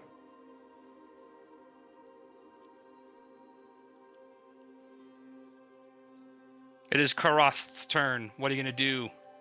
Alright. You could dance for him, try to persuade him. Little charisma check, do like a performance. Maybe you can. I'm just joking. It's your turn. Tap tap. He's already got an arrow sticking out from his head where you I shot him in the offer a face. Snickers. You're not quite like yourself. I'll take a Snickers. You seem to be having a bad day, sir. I have a bunch Would you- of them. I'm eating Hershey Kisses. I'm Just eating throwing them in the drawer. everything. I know. I'm like, man. I wish I had brought my food with me. Yeah, me too. I have all Um, food. So, just a question. I'm curious if it would be a good move to kind of move in front of Yuki as kind of like a meat shield, just in case, since she's already taken damage. And then attack from in front of Yuki. Is that something that would be a good idea? Or maybe it doesn't really matter. Yeah, it's your game. It's not a loaded answer. It's fine. I mean, it's your choice, right? You can move and try to do that. Does my team want to tell me anything? Any opinions? Considering I'm about to die, I say go for it. Are you really about to die? I have 3 points left of health. Okay. Yeah, So- Yuki took a crunchy blow. Like, I feel bad for her, right? Like, that thing just straight up just like, boom, her feet probably Yeah. went like 3 inches into the sand when Yuki got slammed, right? Okay, so I'm gonna move in front of Yuki to act as a meat shield, and then I'm gonna take my bow, my arrow, and shoot at the guy that just came back, because this guy is relentless and needs to die. This dude? This dude right Yes. here? Yeah. The zombie that's up for The one that's promotion. Yeah. absolutely frozen. Yeah, that guy's going down. So we're gonna get the bow out, and You that hit. guy's going down. So we hit. We gotta get some damage in there. See where the arrow's hitting. Maybe another Nice. headshot. Yeah, so this arrow actually, as you pull back, you do the gangsta style, right? Pull it all the way back, right? I'm And, like you- upside down. Yeah, like you're doing it like with your feet, right? You're like, so you pull it back, and you actually see the wood splinter when your arrow hits the arrow that you'd already hit into his face. So you see that Oh, one wow. shatter, and Oh, wow. this one falls over. And I won't bamboozle you on this one. This one's actually super dead this time. Like, And I look just back telling and I you. say, that was for you, Yuki. I got your back. You still see like the pieces of the arrow like falling to the sand, right? That's cool. It's my front I'm worried about. It's not my back. All right, Bray, it is your turn. Yep, I'm just gonna smack him again with Earthquake. Smack him. The earthquake. I'm just gonna keep beating the crap out of him. I love the name of your weapons. I do too. Oh, did that hit? It did hit. You hit It him. did, okay. Whoa. You got some Nice. fancy dice. Like, Mhm. dang, those are some cool looking dice. He's so dead, right? In a second. Hold on a second. I don't think anybody's yeah, really. So, Brea, so you're the only it- one that's attacked him so far, right? yeah, so Brea just pulls back with this mighty swing and just literally just brings it down, and you just watch as it just gets cut and cleaved in two, Oh. like all the way from its head all the way down to its belly button, Wow. and it just, grotesquely dies in a colorful way that I will not explain on Twitch, and then it falls, right, and then it falls and collapses. Oops, you're not dead, Brea. I was just joking. Ah, As a- there's this- That scared the crap out of me. Oh, no. Smite you! I have smited. Please no. Once I see that the fight has calmed down a bit, I'm going to walk up to Yuki and attempt to at least help her bandage her wounds with, if you'll allow it, a medicine check. Of course. Might not wish for any health points, but might help make sure she's okay. Yeah, go for it. I am proficient in medicine. Looks good.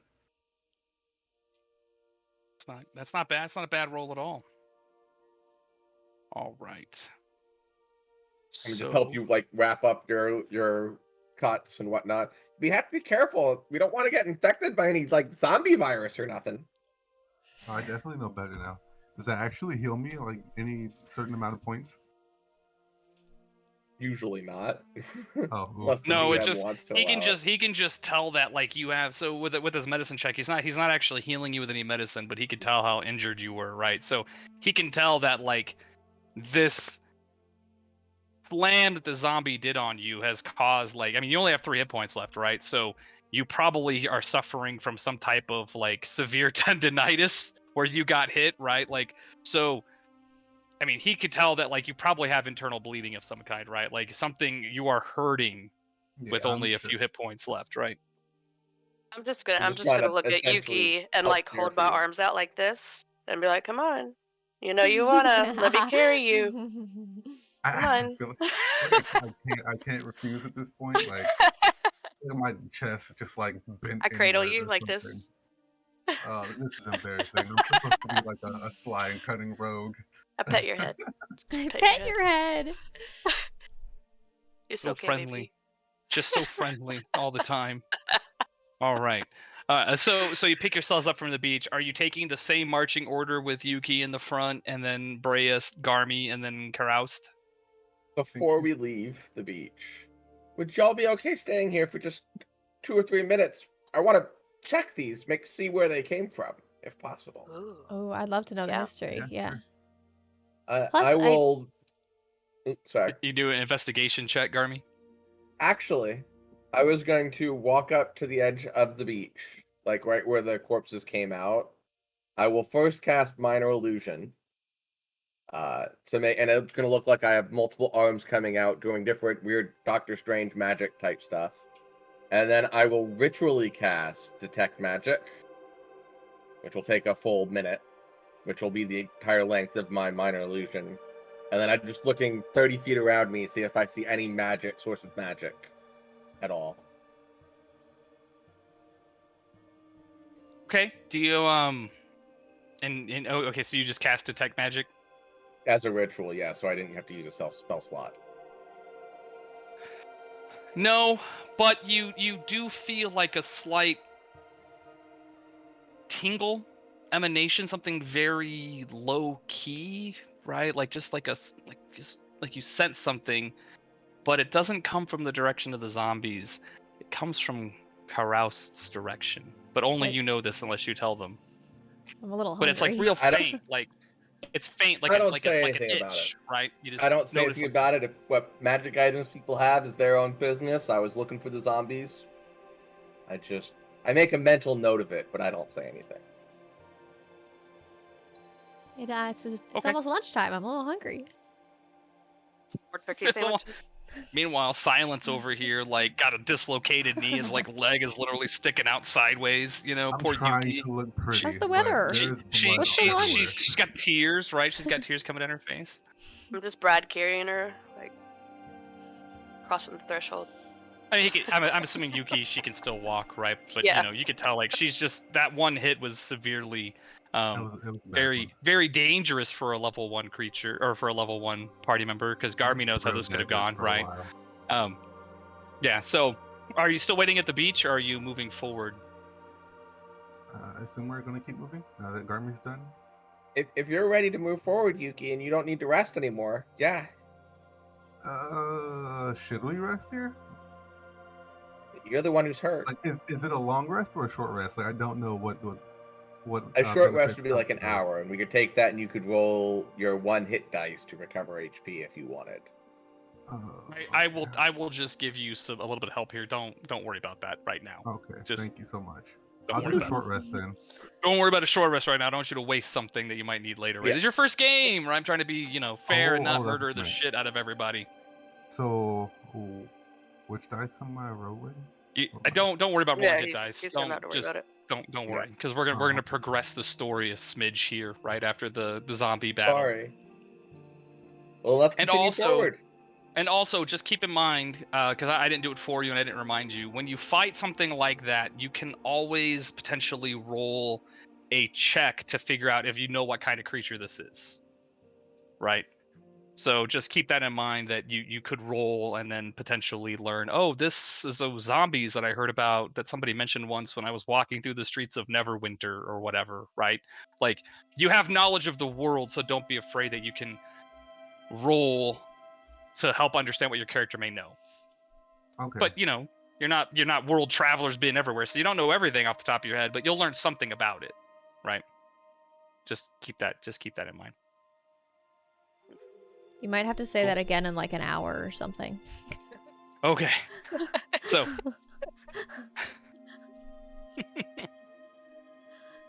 So you progress, up the path and up the stone path, and now we come to our next phase here. And I know you can't see this one, right? So That is a nice I know black Brea hole. can because Brea is already on there. I'm hiding part of the map from you. Don't judge me. So let me put your tokens on here. I would ask just for now, just kind of stay together and give me a second before you start all being crazy, right? Are we keeping the same marching order? I think so. Oh, there we go. Oh, right, so- this looks familiar. What? Yeah, it's crazy. We've never seen this map before. I don't know what you're talking Oh, man, about. this is Oops, all I mean- lies. This is This all is brand lies. new. Who's this random person behind us? That's Oh, that's an NPC. No, that's an Nobody. NPC character I built. So yeah, don't worry about that. You didn't see nothing. It's just a figment of your imagination. There is nobody behind the curtain. Yeah, there's nobody back there. Don't worry about that. Taylor always breaking my game. That's on me. No, it's all good. So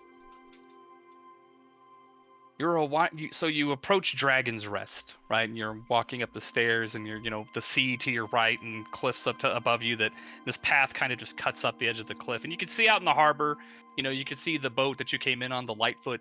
You can see the sailors bustling, trying to move things to the deck so they can, move their trade goods ashore, that kind of thing. But your arrival quickly draws the attention of the entire population of Dragon's Rest, which consists of mostly kobolds. These little small reptilian folk eye you curiously while a couple of humans kind of watch out from the distance. All of them are dressed that they are wearing simple clothes as you approach, right? They have like robes or just common clothes like tunics and pants. Like kobolds, they probably don't have shoes on, right? Little toes be poking out. Were we And expecting to find kobolds? none of them carry a weapon. They just approach you with their hands out, right, walking forward, right. And then as you approach and you're walking up the steps towards the the rooms that are cut into the cliffside, they start asking you questions in common. They're like, "What's your name?" Just walks up to you to Karoust and is like, "What's your name? Where are you from? Why are you here?" And like they're just all talking over each other, but all the questions are all very similar as they kind of come around you like little kobolds. I mean, they're not tall, right? They come up to Brea's like hips, maybe, right? They're small reptilian little creatures, and they just come up, right? Hey, what's your name? Where are you from? Why are you at Dragon's Rest, right? And they're just harassing you with all these questions. They're just obviously inquisitive and want to learn about you. Come on, tell me your name. I'm a Who little are you? I'm a little uneasy. gonna My watch. personal bubble is it's being gotten into. Also, what's that smell? Do they smell weird? Like they've just eaten food? I'm kind of hungry. They don't necessarily smell the food, but I would think that you would probably. I mean, let me put this in all honesty. My ball python does not smell unless I put him up to my face. So you probably. I mean, you could roll perception, but I would say that they just smell like clean kobolds wearing simple, clean clothes. They don't have any weapons on them. Did Please go sniff one. did they see that we killed those the drowned guys? Did they I see don't know. that? You'd have to ask them. Oh, how would you do that? How would you I'm just gonna watch them. I'm not gonna answer. like what were you up to today? What did I don't want to cuz if they hadn't seen it, then I don't want to go out right and just hey, how was the view? I don't How was the view? So, they're just like, "Hey, where are you from? Yeah, you're gonna love it here. This place is great." And they're all so like excited to talk to you and meet new people. And then they kind of go silent, right? And it's and behind them, walking out, down the steps, um, this beautiful, older woman. She's elderly. She probably looks like she's in her like 70s or something. She's just white hair braided. She's got like weathered brown skin, where obviously she's been in the sun, right? She's got weathered skin, white, just white hair and braids that comes down to like her chest. And she just walks up and in a very kindly tone, she looks at you and she's got like light smiling eyes, right? Where she looks like she's happy to see you. And she says, "Welcome to Dragon's Rest. May Behemoth's guidance lead you to whatever you seek." And she just kind of points around, um, and says, "Welcome to our cloister. Everybody here lives a peaceful life. They're weary of the world, and people come here to seek solace and comfort, like all of our friends here." And she just kind of looks around, and all the other kobolds are just looking at her, and they just seem just happy to be in her presence as well. She looks at These you and says, kobolds, are they the same height as me, or taller, or shorter? "I don't remember how tall you are exactly. What are you, like 4'1" or something?" Shorter. I'm short for even a gnome. So you're like, like the half hobbit. I would say they would Yeah. be about your height, a little bit taller, Then right? I'm gonna stay as high up on Brea as I can to seem Climbing up taller. her, climbing up, just like, "Let me on your I shoulders." assumed I was already Um, on her shoulders because when we walked up, because we were in the same grouping. So I assumed I kind of sure. crawled up there already. And she says, "I was out and I saw the attack on the beach, and it looks like at least one of you is injured. And I want to thank you for that. And the least that we can do here, we're not rich. I don't have any money to give you for killing those things on the beach. But she hands Yuki a cure wounds potion.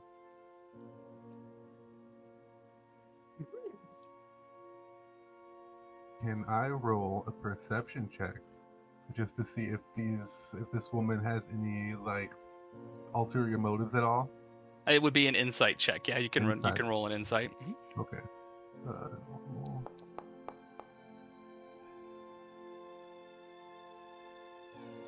So yeah, she seems genuine when she's genuinely just asking and trying to help you. And all the kobolds, they all look genuine, right? As much as you can tell from reptilian behavior. Yeah, you get the hint that there may be more than what she's telling you, but you don't sense any guile. She doesn't seem to be deceiving you. Okay, I take the potion. I drink it because, like, come on, I'm on death's door. How much does that heal me? Well, it's 1d4 plus or 2d4 plus 2, right? I think is what it is. But remember, if you just take it right now, you just go back to your full hit points. Because remember, we're playing with that homebrew rule where if you get the full benefits of the cure wounds if you take it as an action, but you can roll for it if you want to take it as a react or as a bonus action. Right. Remember, so you're not in combat, so you can just quaff that bad boy and you're gonna start feeling better. It's gonna feel like you just had like 6 Jaeger bombs. Right. Okay, yeah. She just sips it. Suddenly, she just starts to feel better, and she looks at the woman like, "Thank you so much. I don't know how to repay you for your kindness." He's like, no, thank you for what you did on the beach. Like, we had no idea, right? And I'm sorry that just coming here, you were put in so much danger, and they looked like they were a terrible thing to fight, and I thank you for that. And this is the least that we can do. You are welcome to explore the temple and talk to the other people who live here. We're just people who want to live in peace. Do you regularly I'm gonna have problems with the introduce undead? myself as what? Sorry, Go ahead. I just asked. Do you generally have problems with the undead around here frequently? And she looks at you and she says, yes, like not frequently, but this is something that's happened, and I wanted to talk to you about that, but not in front of my friends here. And we could talk about it a little bit later, but let's get you settled. And so she points to the room that's right next to you, literally the one that's right here, and she's like, you all are welcome to put your things there and use that room to rest and recuperate and have a meal. We can have something brought to you, but you're welcome to use that room. Thank you. I have some suspicions about this person. Are they... Is there any way for me to tell if they can... if they're not actually human? I mean, you could try to roll perception, or you could try to maybe roll insight while you're talking to him, right? Yeah, okay. So... I'm just gonna introduce myself to her while she's doing that. And she takes your hand and she says, thank you again for being so brave on the beach. I wish we had more to offer you than just our hospitality. So you learn nothing about Runara other than that she appears to be what she is. A kind, older woman who leads these kobolds and the couple of humans that you saw who were like, further down the path, who are like, they're looking at you, but they're not really approaching. You can see that she appears to be what she is. Just an elderly, brown-skinned woman with white hair and long braids who is wearing simple robes, has no weapons, and is just thankful. I'd like to ask her if she knows anything about the statue on the island when we first got there.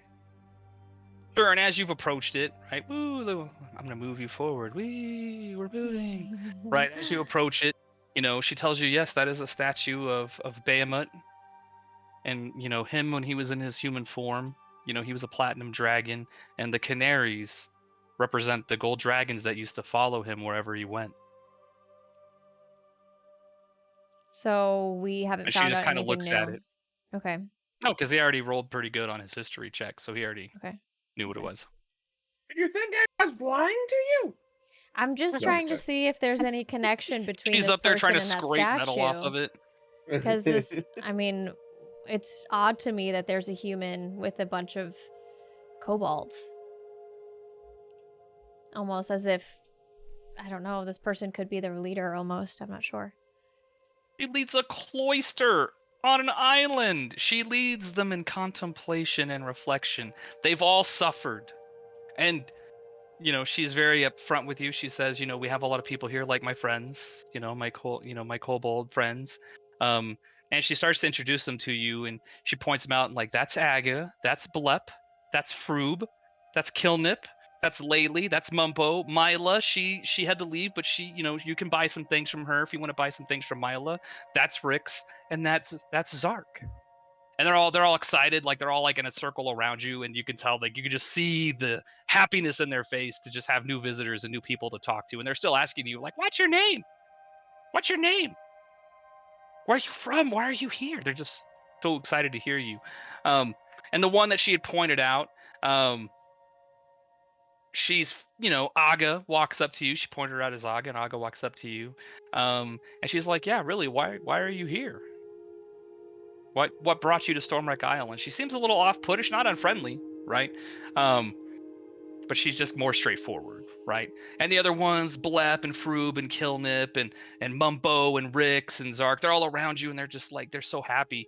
And they're like, well, we've got to go prepare dinner. You guys should get rested, right? And Renara, tells them, hey, just go ahead and go do your things. And, she can point you to your room where you're welcome to stay, if you want to recuperate after your battle on the beach at all. As soon as And all of us get in the room together, I look at them and I say, "Wait, we were being guards for the captain on the boat, right? Did we get paid? You're not done with We your forgot to journey. ask for money." You're not done with your journey yet, right? This was just one of the stops on the way that he hired you on for. Then what are we doing here? Why did he stop here? Unloading trade goods, Okay. selling things to them, getting anything useful that they might produce on the island is just one of his stops Oh. up the coast. So they're excited Gotcha. because there's basically been like a transport. Yeah, and they don't get a lot of visitors, right? They're Okay. just a secluded little cloister on this island out in the ocean that they don't get a lot of visitors. People who learn of it go there to seek refuge, to get Okay. away Calm from down, their dark. sir. They're probably just excited. I mean, I know they're I just don't excited. know. We just saw friggin' drowned dudes.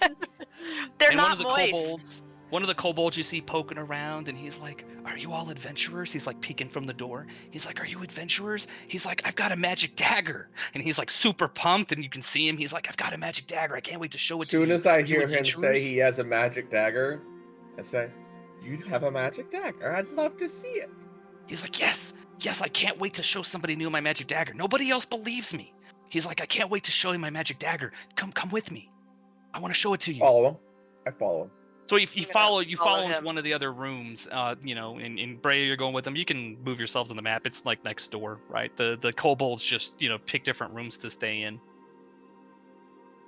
And he's like, oh my gosh, I'm so excited. Like you get to see my dagger. Nobody else ever gets to see my dagger. Nobody believes me. Yuki's going too. Are we all Everybody's going? crying. Everybody wants to see the magic dagger, so he gets the dagger out. And it appears to be just a normal dagger. It doesn't have any. It has nicks and scratches on it. It looks a little worn May for I? wear. Yes, please. He's like, just I give it do back the to me. Give same it back to thing me. that- It's very important. Of course. I do the same thing that they saw me back at the beach. First, I do minor illusion. All this Doctor Strange stuff is going on to keep it from people seeing exactly what I do. And then I ritually cast Detect Magic again. It's not a ritual for you, is it? Well, it can be. I can do it as a spell slot, but I can also ritually cast it, which means I don't use a spell slot. But it takes 10 minutes. It takes it's 10 times whatever it is, so it's an action, so it'd be a full minute, I think, is what the rule is. I'd have to double check the ritual casting rules. Sure. So, and he's super worried about this, right? Like he's watching you and he sees you and he's kind of like awestruck by, your gestures and movement and everything. And as you cast your spell, and you're making your motions and gestures to him. He's just in awe of you, right? And he just kind of backs away, and he's just so impressed. And you sense again a tingle, like a little breeze against your cheek, right? But it doesn't come from the dagger. You sense nothing from the dagger. And again, it's only from Kairos' direction that you sense that tingle. Can I? Because I think double check detect magic. I learned the school of magic of what I detect. Can I tell what school of magic that is?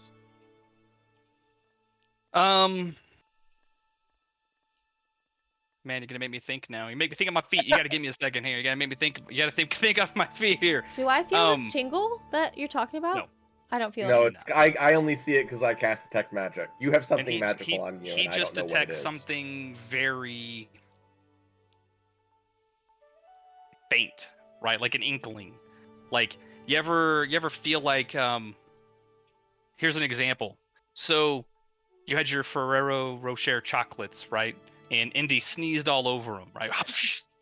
But like, did you ever stop for a second and think like, did any of that get on me? Did I feel that like hit my arm or my foot or my leg? Like something faint that you're not even sure if you actually felt it. I would say that. I would say you detect a very faint hint of conjuration magic of some kind. Oh. Right, but again, only you know that, right? Because only you have Yeah. the spell. But from the perspective of the dagger, it's a normal dagger. Just a knife. But he's like, what did you find? It's my lucky dagger. It brings me so much luck. It brought me here. I gently and reverently hand it back and say, "It is what you say it is. It's lucky." Oh my god, I knew it. Like, oh, and he just like, you see him like, and he's like, please leave, because he doesn't want you to see where he hides it, right? So he's like, go. And then as you guys turn around and kind of go back out the door, like he kind of disappears over to his like little knapsack, right, of where he keeps his belongings, and he's over there for several seconds trying to like rehide his magic dagger. The second we're alone with everyone, I don't do it loud because I know the walls are like thin and like just barely stone. I say, just a worthless dagger. Just quietly, it was worthless, but it made him smile. So, as you walk past, you see another kobold, and he's like kind of shoving something into his pocket. He didn't come out of the room; you just kind of see him passing along the path, and you could see him putting something in his pocket, and kind of looking around furtively. Can I make a perception check? See what he was doing. See what he has. Yeah, you guys can all take a perception check. Yeah.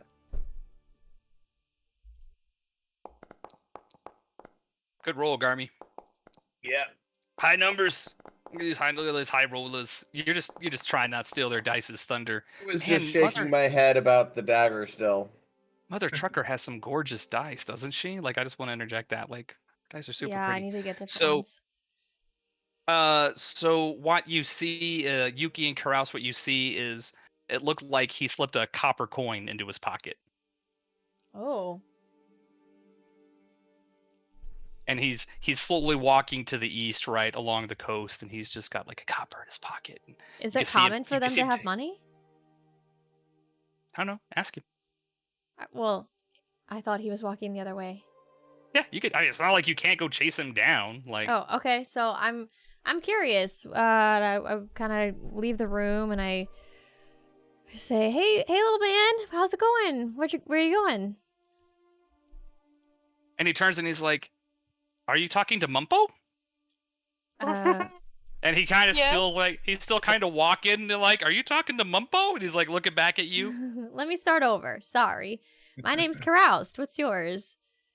He says, "I am Mumpo," and you could see he's got his hand in his pocket now, and he's probably holding on to what the coin that you saw him. Which hand? Pocket. Which pocket? We'll say his right hand pocket, because men's kobold men's pants have pockets. Okay, so I will hold up my hand and attempt to shake theirs. And he kind of looks at you, and he pulls his hand out of his pocket, and he just kind of touches your fingers and pulls away because he doesn't really touch humans often, right? There's nothing to be afraid of. I won't bite, I promise. Where I come from, shaking hands is a way to say hello.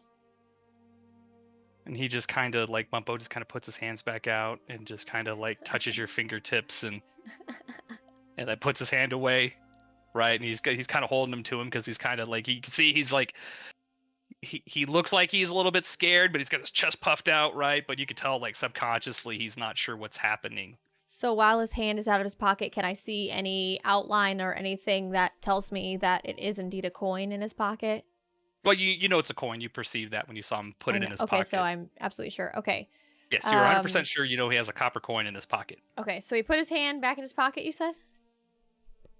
No, he's just holding them in front of him, right? Oh, okay. But he looks a little antsy, but he also looks like he's trying to be brave, right? Like he's just got his chest puffed out, right? And he's just kind of like, but you could tell like he's got a little bit of shake, he's kind of like nervous. He touched your hand. But he's a little weirded out by it, but he's still open to talk to you. So he's like, how can Mumbo help you? So Mumbo, I have been traveling a long time, and I'm really hungry. Is there any good food here?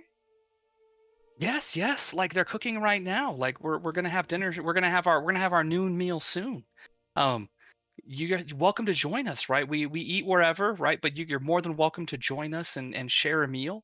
Absolutely, they're making it right now, and he's just kind of like starting to back away from you a little bit, feeling like he might have answered your question. He didn't turn around yet, but you know how it is when somebody's like, just kind of wandering, just kind of like, yeah, you should go eat. Cool. Okay, so I feel like I've hit a dead end, and I go back to my room. So as you turn around, you can spy him, and he looks over his shoulder and he reaches into his pocket and he has the coin, and you can see him kind of like dance a little bit. He puts it back in his pocket, and he waves to you and says, "Hey, come on down this way. This is where we're gonna eat meals." And kind of pulling everybody together, including Renara, right, to just have lunch. While Karasta's hounding down this other kobold, I'm gonna turn to Yuki, who I haven't communicated much with. Be like, You're fairly quiet, aren't you? Well, yeah.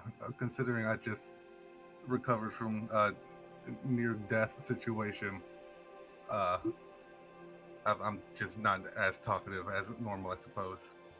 I mean, even on the beach, even on the boat, we started to talk, but we never really engaged. And I might have gotten a little testy at you when you asked me about my religious beliefs, and that's okay. That's me. That's my baggage, not yours. But I wanted to make sure you're okay. I didn't offend you or anything. Oh no, we're fine. I've been a rogue since I was a little girl, and we were taught that listening typically yields better results than talking all the time. So I tend to be on the quieter side.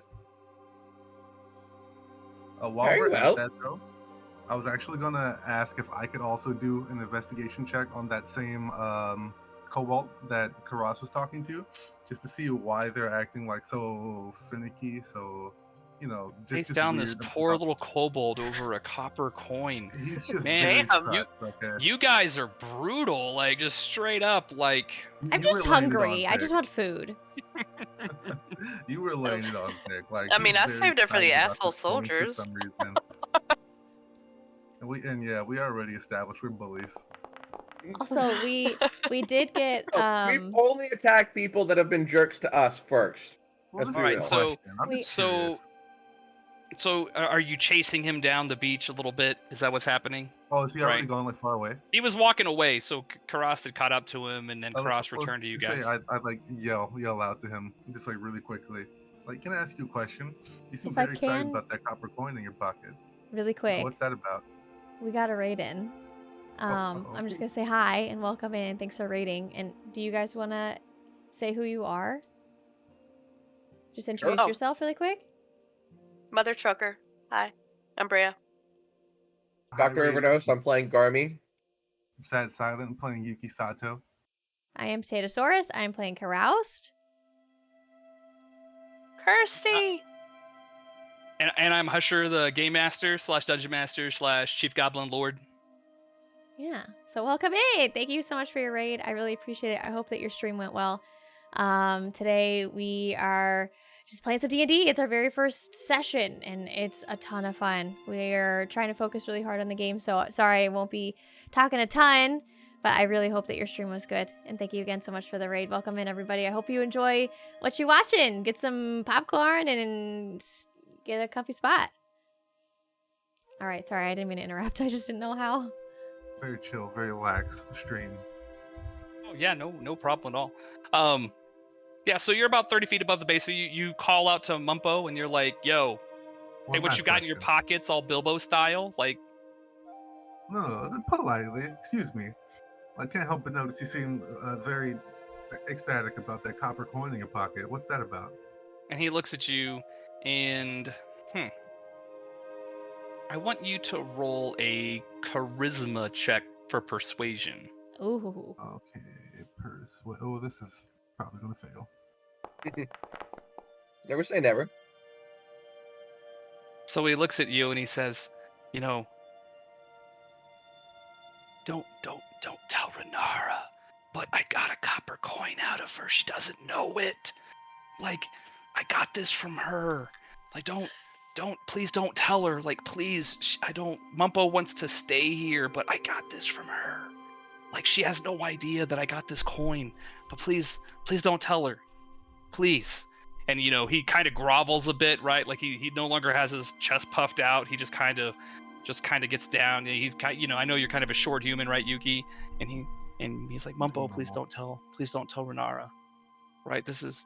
I got this copper from her, though." And he seems kind of proud of it. Like, he's like, "Oh, I snuck it. I got this coin from her, but please don't tell her."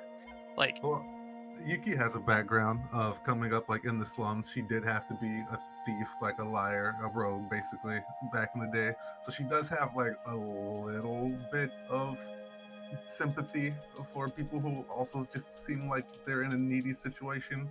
So this time, she keeps her mouth shut and say anything. and he's like, "Thank you. Please don't say anything. Don't tell anybody." But he's like, "Because if you don't tell anybody, I'm gonna tell Mila." And he kind of points to one of the cells further down. He's like, "Mila, I'll talk to her, and she has things that she can sell you. I'll tell her to give you a discount. Just don't tell anybody. Just don't tell Runar or anybody else, please." Right? And he starts to back away, gets up off his knees, right? And he brushes the dust off, and then he kind of he's like, okay, and then he just kind of keeps on going. Then you see him go into the room that he talked about, right?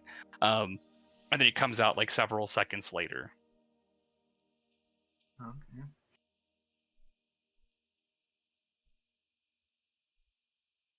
I'm glad you didn't tell him, Mumpo. About to punch him for his copper coin, like, "Dude, this is my copper now, kid." Like beating up on poor little kobolds that just want peace in the world. So, and then he does motion right as he walks away, like, and he points at the door. If you want to meet Mila, she has things you can buy. Is this right next to us? Is this down on the beach? Ooh. It's down further on the beach. Let's say it's Okay. over here, like towards Okay. the end. Okay, Oh, sure. over here. Sorry, not that far. This right. Back up. Sorry. Right.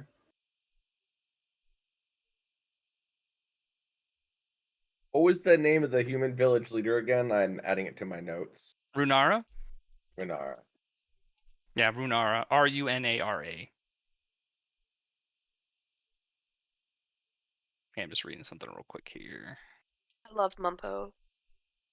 Mumbo, you're about to rob him for his copper coin because y'all so poor with your gold, and he's got like the worst coin in the world, and you're like, he was just acting very suspicious. Like, I just want to know where the food is. I don't want to rob him. just want to know where the food is. So, you're gonna go visit Mila, or are you gonna do something else first? I'm gonna visit Mila. Sure. So Mila has basic adventuring gear. If you need any type of just like flint, steel, torches, rope, she got some terrible shields that are just basic shields, but she doesn't have a huge stock, but she's got most of your basic adventuring items that you might want. I'll like to buy some flint and steel and maybe some matches type thing. Flint and steel. Okay. And she gives you a discount. I'd have to go look at what the price is by default. Hold on. Oh, she's Actually, giving I'm all not of us a sure if I discount? need anything. So I got us to hook up. You're welcome. He got you the Mila hookup, the 5-finger discount almost, right? Over a damn copper coin. She doesn't have any type of healing. Just gear.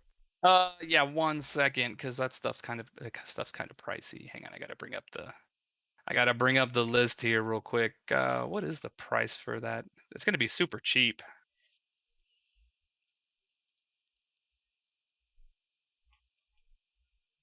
I'll say I'm trying to find it. You might want to.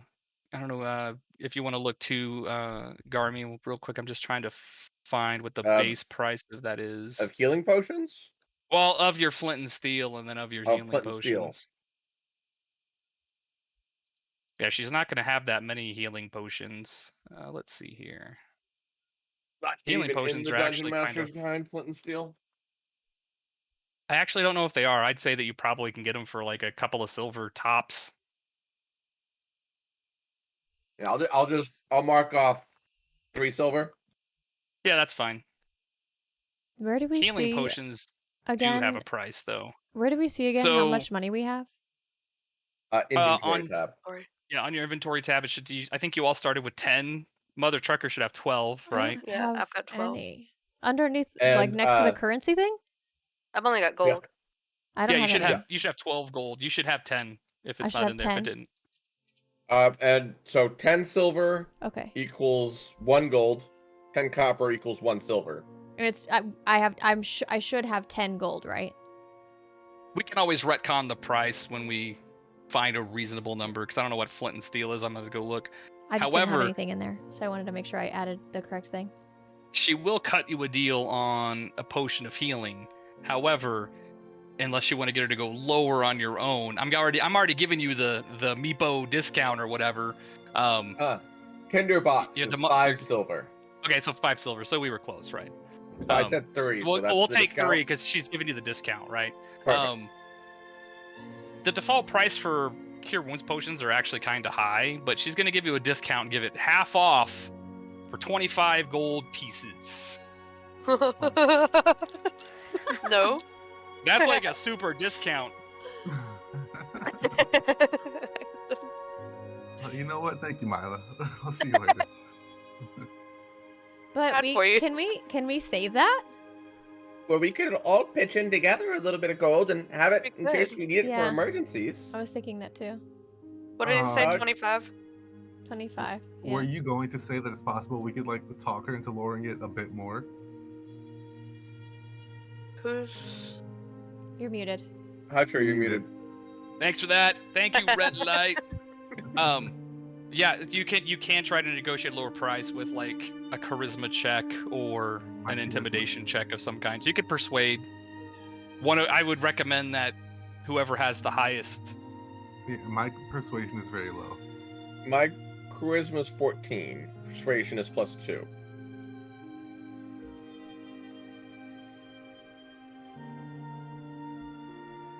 Yeah, I'm at 11. My charisma is 15.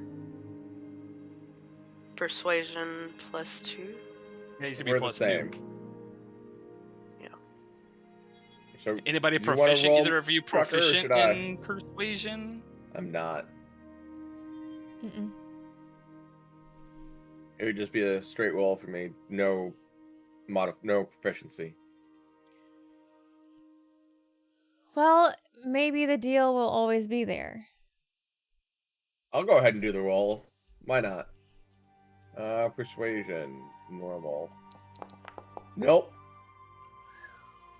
She just looks at you and she's like, I can't go any lower. But she's like, and she turns around and kind of looks through, and you can see that on her back, under her robes, you can see that they're, you can see where her wings are, where she has them inside of her robes, and you can see that there's like some type of stain on the back of her robe.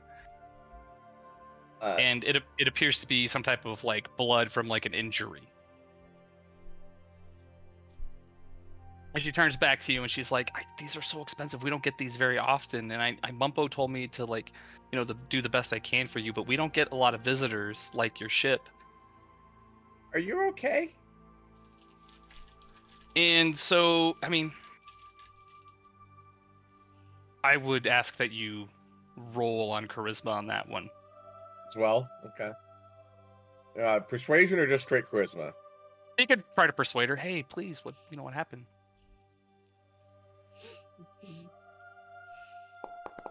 Ooh. That's better. Yeah, that actually is not bad. So she tells you, she's like, I was out, on the island, and she's like, these icky, gross, hungry, blood-sucking bat things attacked me, and they injured my wing, and I got hurt, but you might want to talk to Renar more about that and about the island. We're just here trying to like live in peace. Why was she out there? I mean, it's a big island. She's exploring. She's an inquisitive kobold. She's a strong, independent kobold. She wants to go around. Plus, if she's got potions, and I would assume, she explores because they probably pick herbs and plants and try to make potions and things like cure wounds potions. And I mean, they cost a lot to make, right? So if you can scavenge the things, it's cheaper than buying them. But she does tell you, like, yes, I was exploring the island and I got attacked by these hungry, icky, blood-sucking bat things.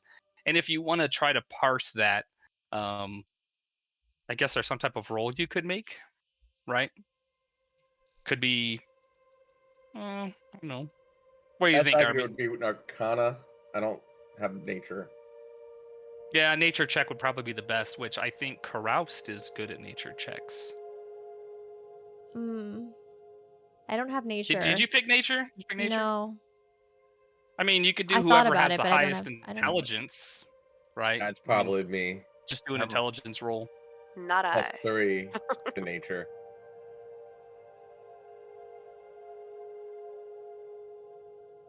I'll roll nature. Oof. Oof. Wow. Nice. Not bad. So what she tells you, and I'm trying to find a good way to show this to you, you recognize, based on what she's explained to you, as a sturge. A tiny little creature that's like a bat that tries to bite you and drink your blood. Think of them like big mosquitoes. That's what her description makes you think of. If you need to go off to find these herbs and medicines to make potions, if we went and found all the ingredients you needed, would you give us a potion for free? She's like, she thinks about it. It'd be less dangerous for you.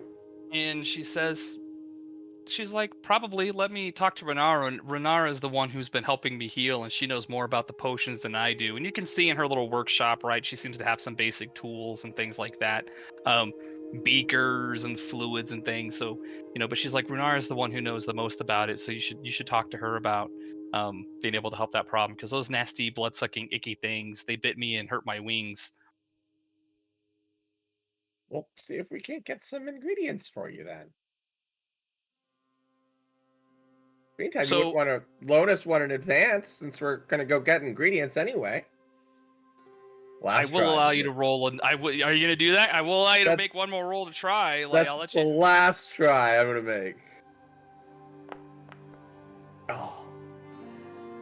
She says, she thinks about it for a moment, and she says, well, she's like, I'll tell you what, when you bring me back the ingredients, I will try to give you 2 potions, but I want to make sure that you can deliver beforehand, right? So she looks really grateful, and she says, hey, quick, don't forget, while you're here, don't forget to visit the temple, and then the other kobolds are gathering up the cliff to eat, so make sure you get a meal in, and I'm sure Renara will want to talk to you.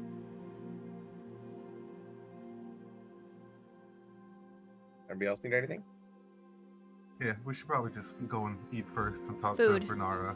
Food. Hungry. Is good. Food.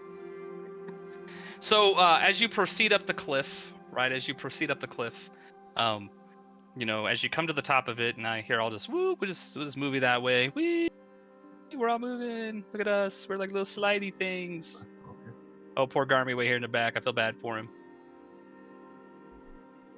He can fly. Yeah. Right.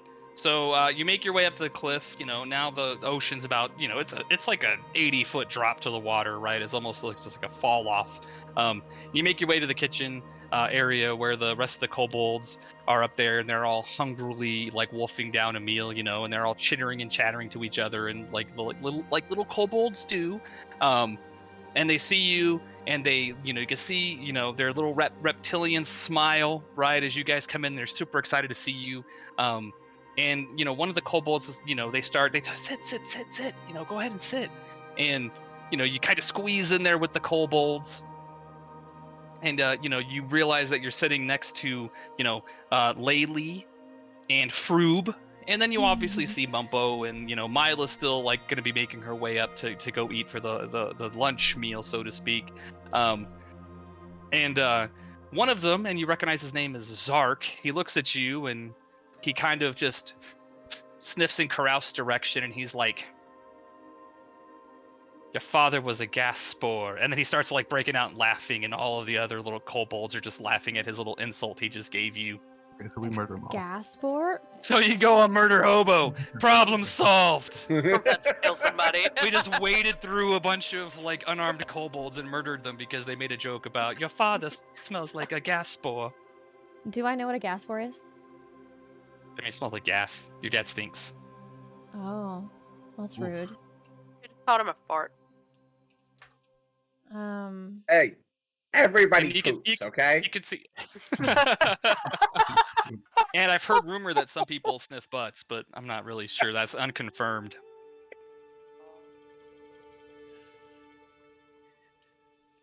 So when he keeps eating his food, you can see he's got his little lips curled, and it looks like he might be like, it looks fearsome if you were a kobold, but it's like you could tell he's laughing at his joke. How's the food? Yeah, so they come out and serve you, right? Like Froob gets up and Kilnip, and they just, they give you platters of food of like stew and bread, and they don't have any alcohol, so they just have water, right? For the group, and they're just talking to each other, and I don't think anybody here understands kobold, right? No. So, but they look at Nope. you and they're like, you never told us your names. Right, told and you can you. see Mumpo's still sitting there, but he's got his hand in his pocket, right? He's still eating his food. He's looking at Yuki. And he's just gripping onto that coin, right? He's just eating calmly, but he still has one hand in his pocket. My name is Gamelian Archfeet. And Zark looks at you, and he's got like a little wooden spork, right? And he's like, "Eat my sword, bugbear!" And then he just goes back to eating.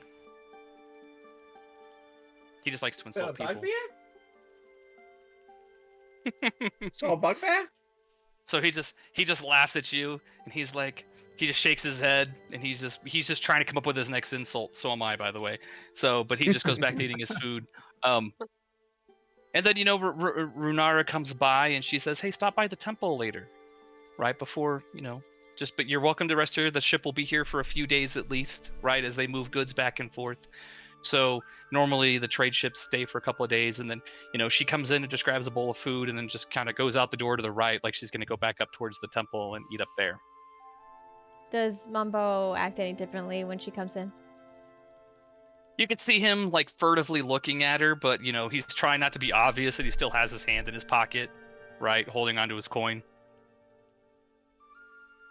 because kobold men's jeans have pockets. Damn you and your jokes. I don't know. And then you see one kobold who just is sitting there, and he's eating, and you recognize it as the one that Runara pointed out as Kilnip, and he's yawning while he's trying to eat. He looks like he's just like half asleep, right? She's just sitting there, just trying to eat, like very slow. Kilnip was pointed out as who exactly?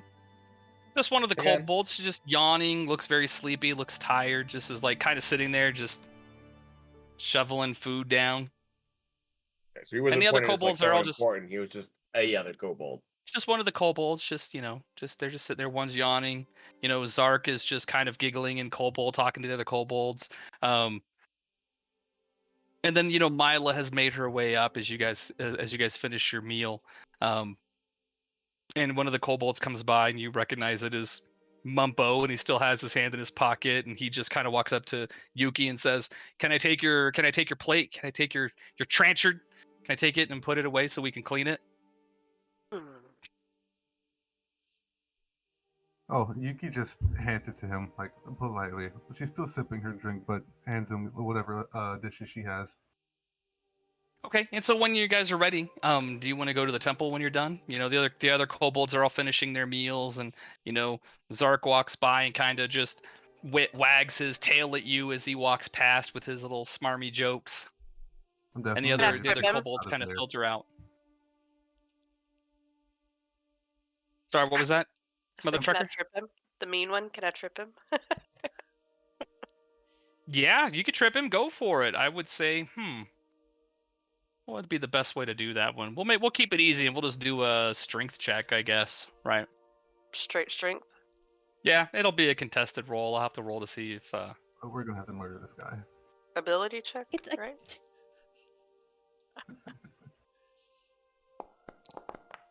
Yeah, he's being rude though. I gotta be rude back. True. So, he's able to see your foot come out, and he just kind of deftly steps over it, and he says, "Watch where you're going, Bigfoot." And then he just keeps on going to put the food away. Put this big foot in your ass. He doesn't hear you, and all the other kobolds have like filtered out. And Runara has come back, and she puts her plate away, and she says, "Hey, come to the temple with me. I wanna talk to you." Is Runara the proper person to thank for the food? I mean, it's all of them, but I mean, she's thanked you. She's like their leader, right? You can tell by Okay. the way they treat her that she's just kind of like leads this cloister of people, or Okay. of kobolds, So I'd like and to a just couple of people. thank Runara for the food and the kindness, allowing us to stay here and feeding us and just being really nice. And she says thank you. She's like, you're welcome for the food. You're welcome to stay as long as you need. She's like, many people come here and they think they're going to be here for only a few days, and some people have been here weeks or months. Everybody who's come here is seeking something, and we want to have a peaceful life. But just come with me, because I want to talk to you about some things, away from the others. And then she gestures you towards the temple and points up the cliff and asks you to follow her. Yuki's definitely tired of these people by now, or these people, all the kobolds, and especially the rude ones. So she's ready to go. Agreed. Yeah. Yeah. Garmy, you got Probably the right the point. last one following behind. Less interested about going to a temple and just kind of writing in my book or reading in my book as we walk.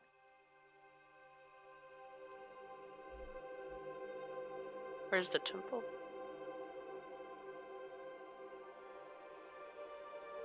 It's off to the northwest. Just keep going up the path. Can't miss it. We're sliding and we're sliding. Let us go. Let it go. Like chutes and ladders. Except I just fell off a cliff, technically. Wee!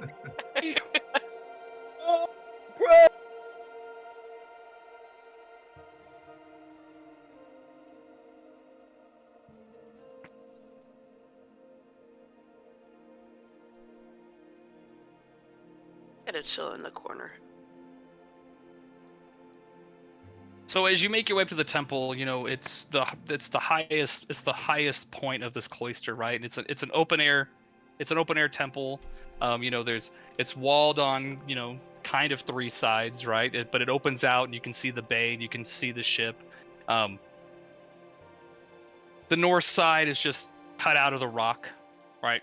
Just cut out of the rock, and then you have the path up, and so there's just one way in, but there's this, but the temple itself, the north wall is just carved directly into the rock.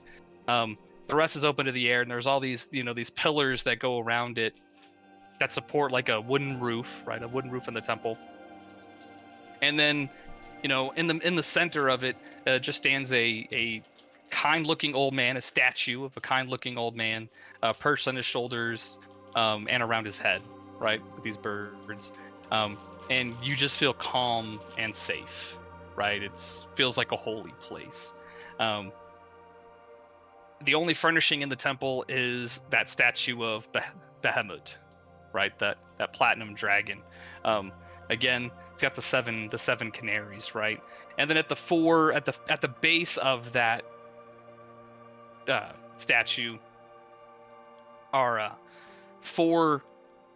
In the bottom of in the pedestal, I think is what the word is, right? The pedestal of the statue, in each cardinal direction, there are depressions where like incense is burning, right? You can smell like jasmine and lavender and these other smells. And she tells you, like, she's like, hey, welcome to our temple of Behemoth. You're welcome here to worship whatever gods you worship. You're welcome to just spend time here. She's like, I don't know if there's any clerics among you, right? But you're welcome to stay here and use this temple. I spend most of my time here, and it looks like it. It's pristine. Like there's no dirt on the floor. The statue is polished and well kept. You can tell that she cleans the ashes out of the incense trays. Like she spends her time taking care of it.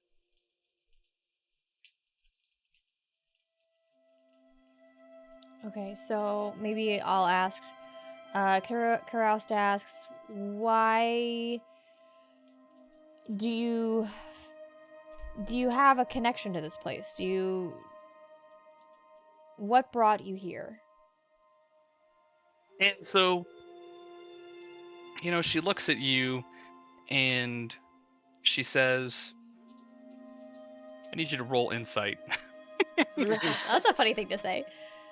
She looks at you and then she doesn't respond while you make an insight roll. Oh. So she tells you, she says, I'm one of the first caretakers here, this island. When I came here, I wanted to leave a life of danger and stress and worry, and this is where I sought shelter. And it's brought me peace, and I've invited other people to stay here for the same reasons, to get away from the world, people who are weary of strife and war and anger and hatred.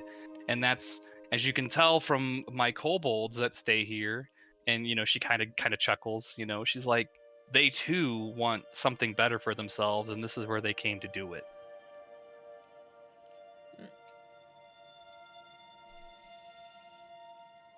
And she says, but that's why I want to talk to you.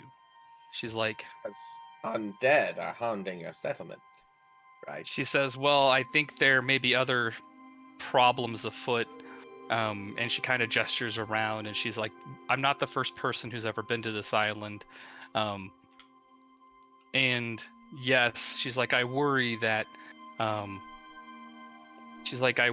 there's some type of resurgence from zombies, like the things you fought on the beach, the undead, and they put the solitude and peacefulness of this place at risk, because I don't know how many there are, but we have all sworn to not use weapons, right? We've taken this vow to ourselves for peace, and we can't take up arms against these, right? She doesn't have any idea where like the resurgence is coming from. It's just happening. So she thinks that there was a shipwreck within the last couple of weeks at the north end of the island, and she wonders if that's where the zombies are coming from, and asks you if you will investigate this for her. And we're okay to keep our weapons? Yeah, you guys haven't taken any vows or sworn anything. Okay. She can tell that you're adventurers by how you're dressed, that you came on the ship, etc. But she's asking for your help, right? There was a shipwreck.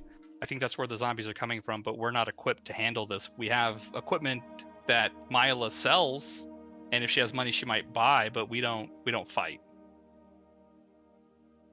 So you don't have anything to offer us. Just you want us to do this for free? I will pay you for your trouble. I'm in. I'm in. She says, you also might want to seek Tarak. He's been out on the island gathering herbs, but Tarak is, one of the people here. He's not a kobold. You might have seen him earlier when all the kobolds greeted you. I told you there were a couple of humans in the back, like far away. Hmm. Um, you might want to seek Tarak when he comes back. He may not be back till morning, but you should speak to Tarak because he's also told me that he's having some issues. He's an herbalist, and he's having problems. What kind of problems?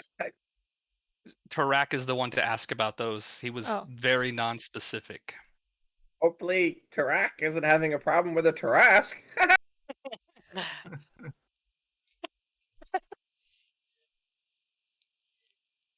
So Okay. she just wants us to like look around and try and figure out what's going on. Is that right? She wants you to solve the zombie problem because they're not equipped to handle it themselves. They're not fighters. Like, Okay. kobolds are generally not friendly creatures, but they are here in peace, and so they are trying to escape whatever sordid history they had, right? They could have been running into Yeah. villages attacking poor farmers, right? But they're here for peace. Okay. They don't want to break their vow of peace, right? So she's asking for you to help find out where the zombies are coming from and stop them. Will there be You food mentioned involved? a shipwreck. Oops, sorry. You just ate! Yeah, well, I'm not asking about it right now. I'm just curious. Do you have potatoes here? We don't have any potatoes on the island, Oh, okay. unfortunately. Yams? Fuck that. We have simple fare.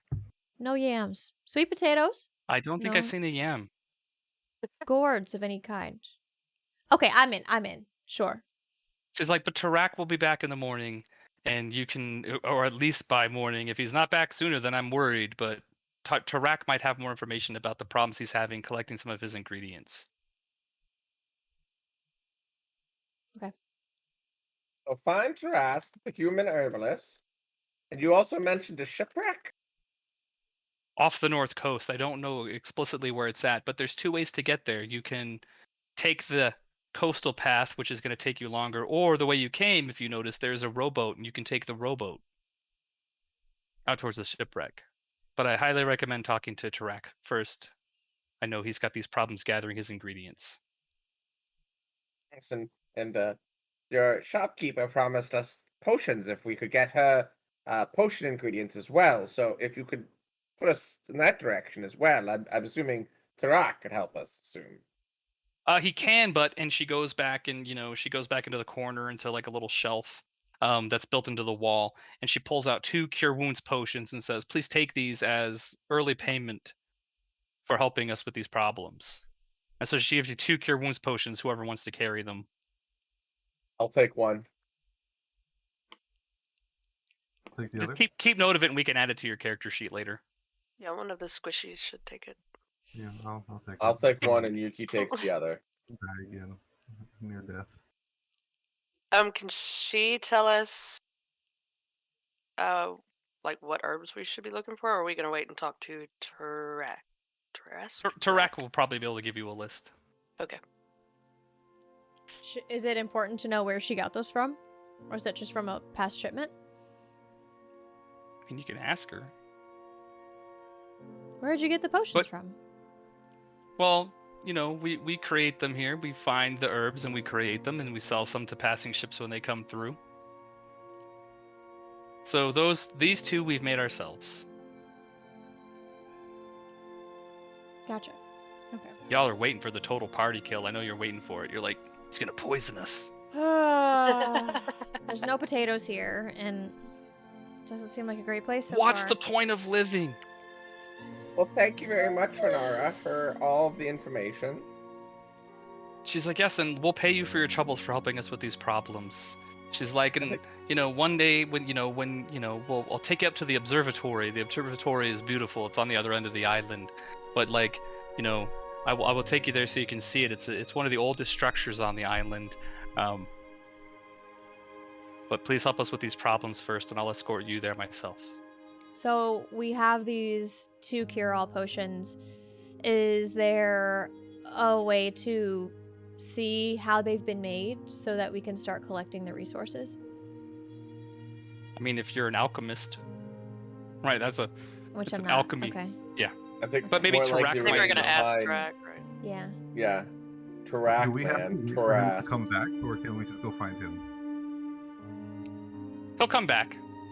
But that might be a good place to Wrap close this first Yeah. session up. Okay. and pick up with talking to Tarak and then continuing our adventure next Friday. Ooh. We got Tarak and Runara. Runara. Renara. Runara, Runara. Runara. Bahamut. I know, then you're like, all these kobolds, like Blep and Zark and Rix and It spelled Myla. half of their and names, but Mumpo. the names I wrote down, I've written down. Mumpo. Mumpo with the coin. Mumpo with his little copper that you're about to beat him for. But, I mean, that's probably a good stopping point for the first session. Yeah. And then we can pick up with more adventure and zombie death. So do we go back Which to is our a- room this was- then? Yeah, Or we you just- just, I mean, if you okay. want to close it there with a scene, yeah, you make your way back down the path, past the kobolds, and, they're all chittering and chattering. You can hear them cleaning up in the kitchen and the dining area where you were at. And you have that, the most western room as your own to use while you stay there. And, Renara wishes you well and thanks you for your help. Laddered with a wall. I mean, you can slide right down. I mean, technically, you just... It wouldn't let me just slide right down. No, I it told think me I I'm could ladder. It'll Oh, let there me, we go. because I have the superpowers. Superpower me. I'm stuck. I had that's fun fun. tonight, guys. Yeah, it was a lot of fun. Yeah, this was It good. was fun. So we're What we like to bullies, hear. but not. You're Wouldn't good call us bullies. You're the best bullies. kind of bullies. The first fight, they started it, Stern really. people. We're guards. It's We're true. supposed to be a little stern. You know what I mean? Unbreakable. Put him in his place and then get zombie smashed on the beach. We can't let them disrespect our friends, our group. That too. Take shit from one person? Mm-mm. Not on my watch, Brea says as If she, they like, disrespect superhero one of slams us, in. we all have to step up. Yeah. Where we going? Oh, wait, all for one for all, right? All for... Well, there you go. And then so we'll pick up next Awesome. time on meeting Tarak and then continuing the adventure. Cool beans. All right. Well, I'm excited. I'll close out a chat then, or close out a stream. Thank you guys for doing this with me. I appreciate it. You're welcome. And fun. Great.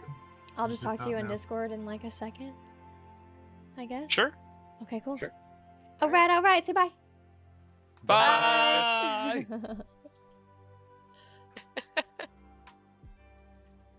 Awesome. All right, you guys. Thank you so much for hanging out with me tonight. I really appreciate it. I had a ton of fun. There's a lot. There's definitely a lot. It is overwhelming, to say the least. But I had a ton of fun. And I hope you guys did too. So we'll do this every Friday. And I know the first couple sessions, at least I kind of feel, I know I feel a little bit overwhelmed.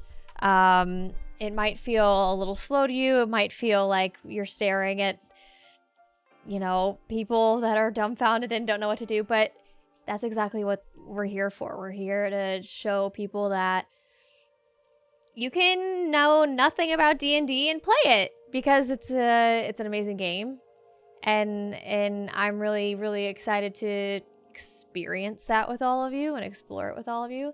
So I really appreciate you taking the time and coming and hanging out with all of us, because we are definitely putting ourselves out there, out of our comfort zones, and trying to have a lot of fun. So I really appreciate you guys being here. And we're going to be doing it again next Friday. Okay. Did you get to roll those cool dice you bought? No, we did everything on the computer. It's fun to see D&D for the first time. Yeah, it's really cool. I feel like I have a lot to learn. I'm excited to learn more about our party. And I'm excited to learn just like how to do a little bit more role playing. I think that'll be fun. But I think next Friday we'll be a little bit less stressed, because this was a lot of us, it was the first time actually being on camera, regardless of like streaming. So I don't know. I'm really happy. I'm really pumped. Thank you for being here. I'm not going to raid out because I am tired and I won't be able to like participate in somebody else's stream. So I just wanted to say thank you guys for being here, and I will be back on Monday. Okay, I will be back on Monday, 11 a.m. Central Standard Time, but we will continue D&D every Friday, 5 p.m. Central Standard Time. I hope you guys liked it. If you have any feedback or suggestions, I know I saw some people say definitely add the character.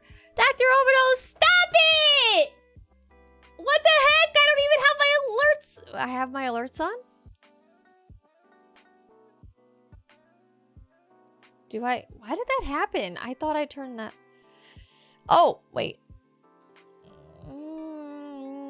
It's okay. Either way. Thank you so much for 7 months. Oh my God. Thank you. Thank you. I appreciate it. And thank you for being everyone who was a part of the D&D. Thank you. Thank you. Thank you. I really appreciate it. Hold on. Sorry. I'm trying to get my stuff set up. Thank you guys for being here.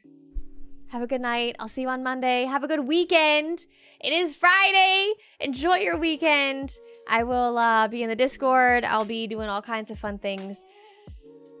From the bottom of my heart, thank you for being here. Thank you for experiencing this with me and all of us. And thank you for giving me the time and letting me try something new.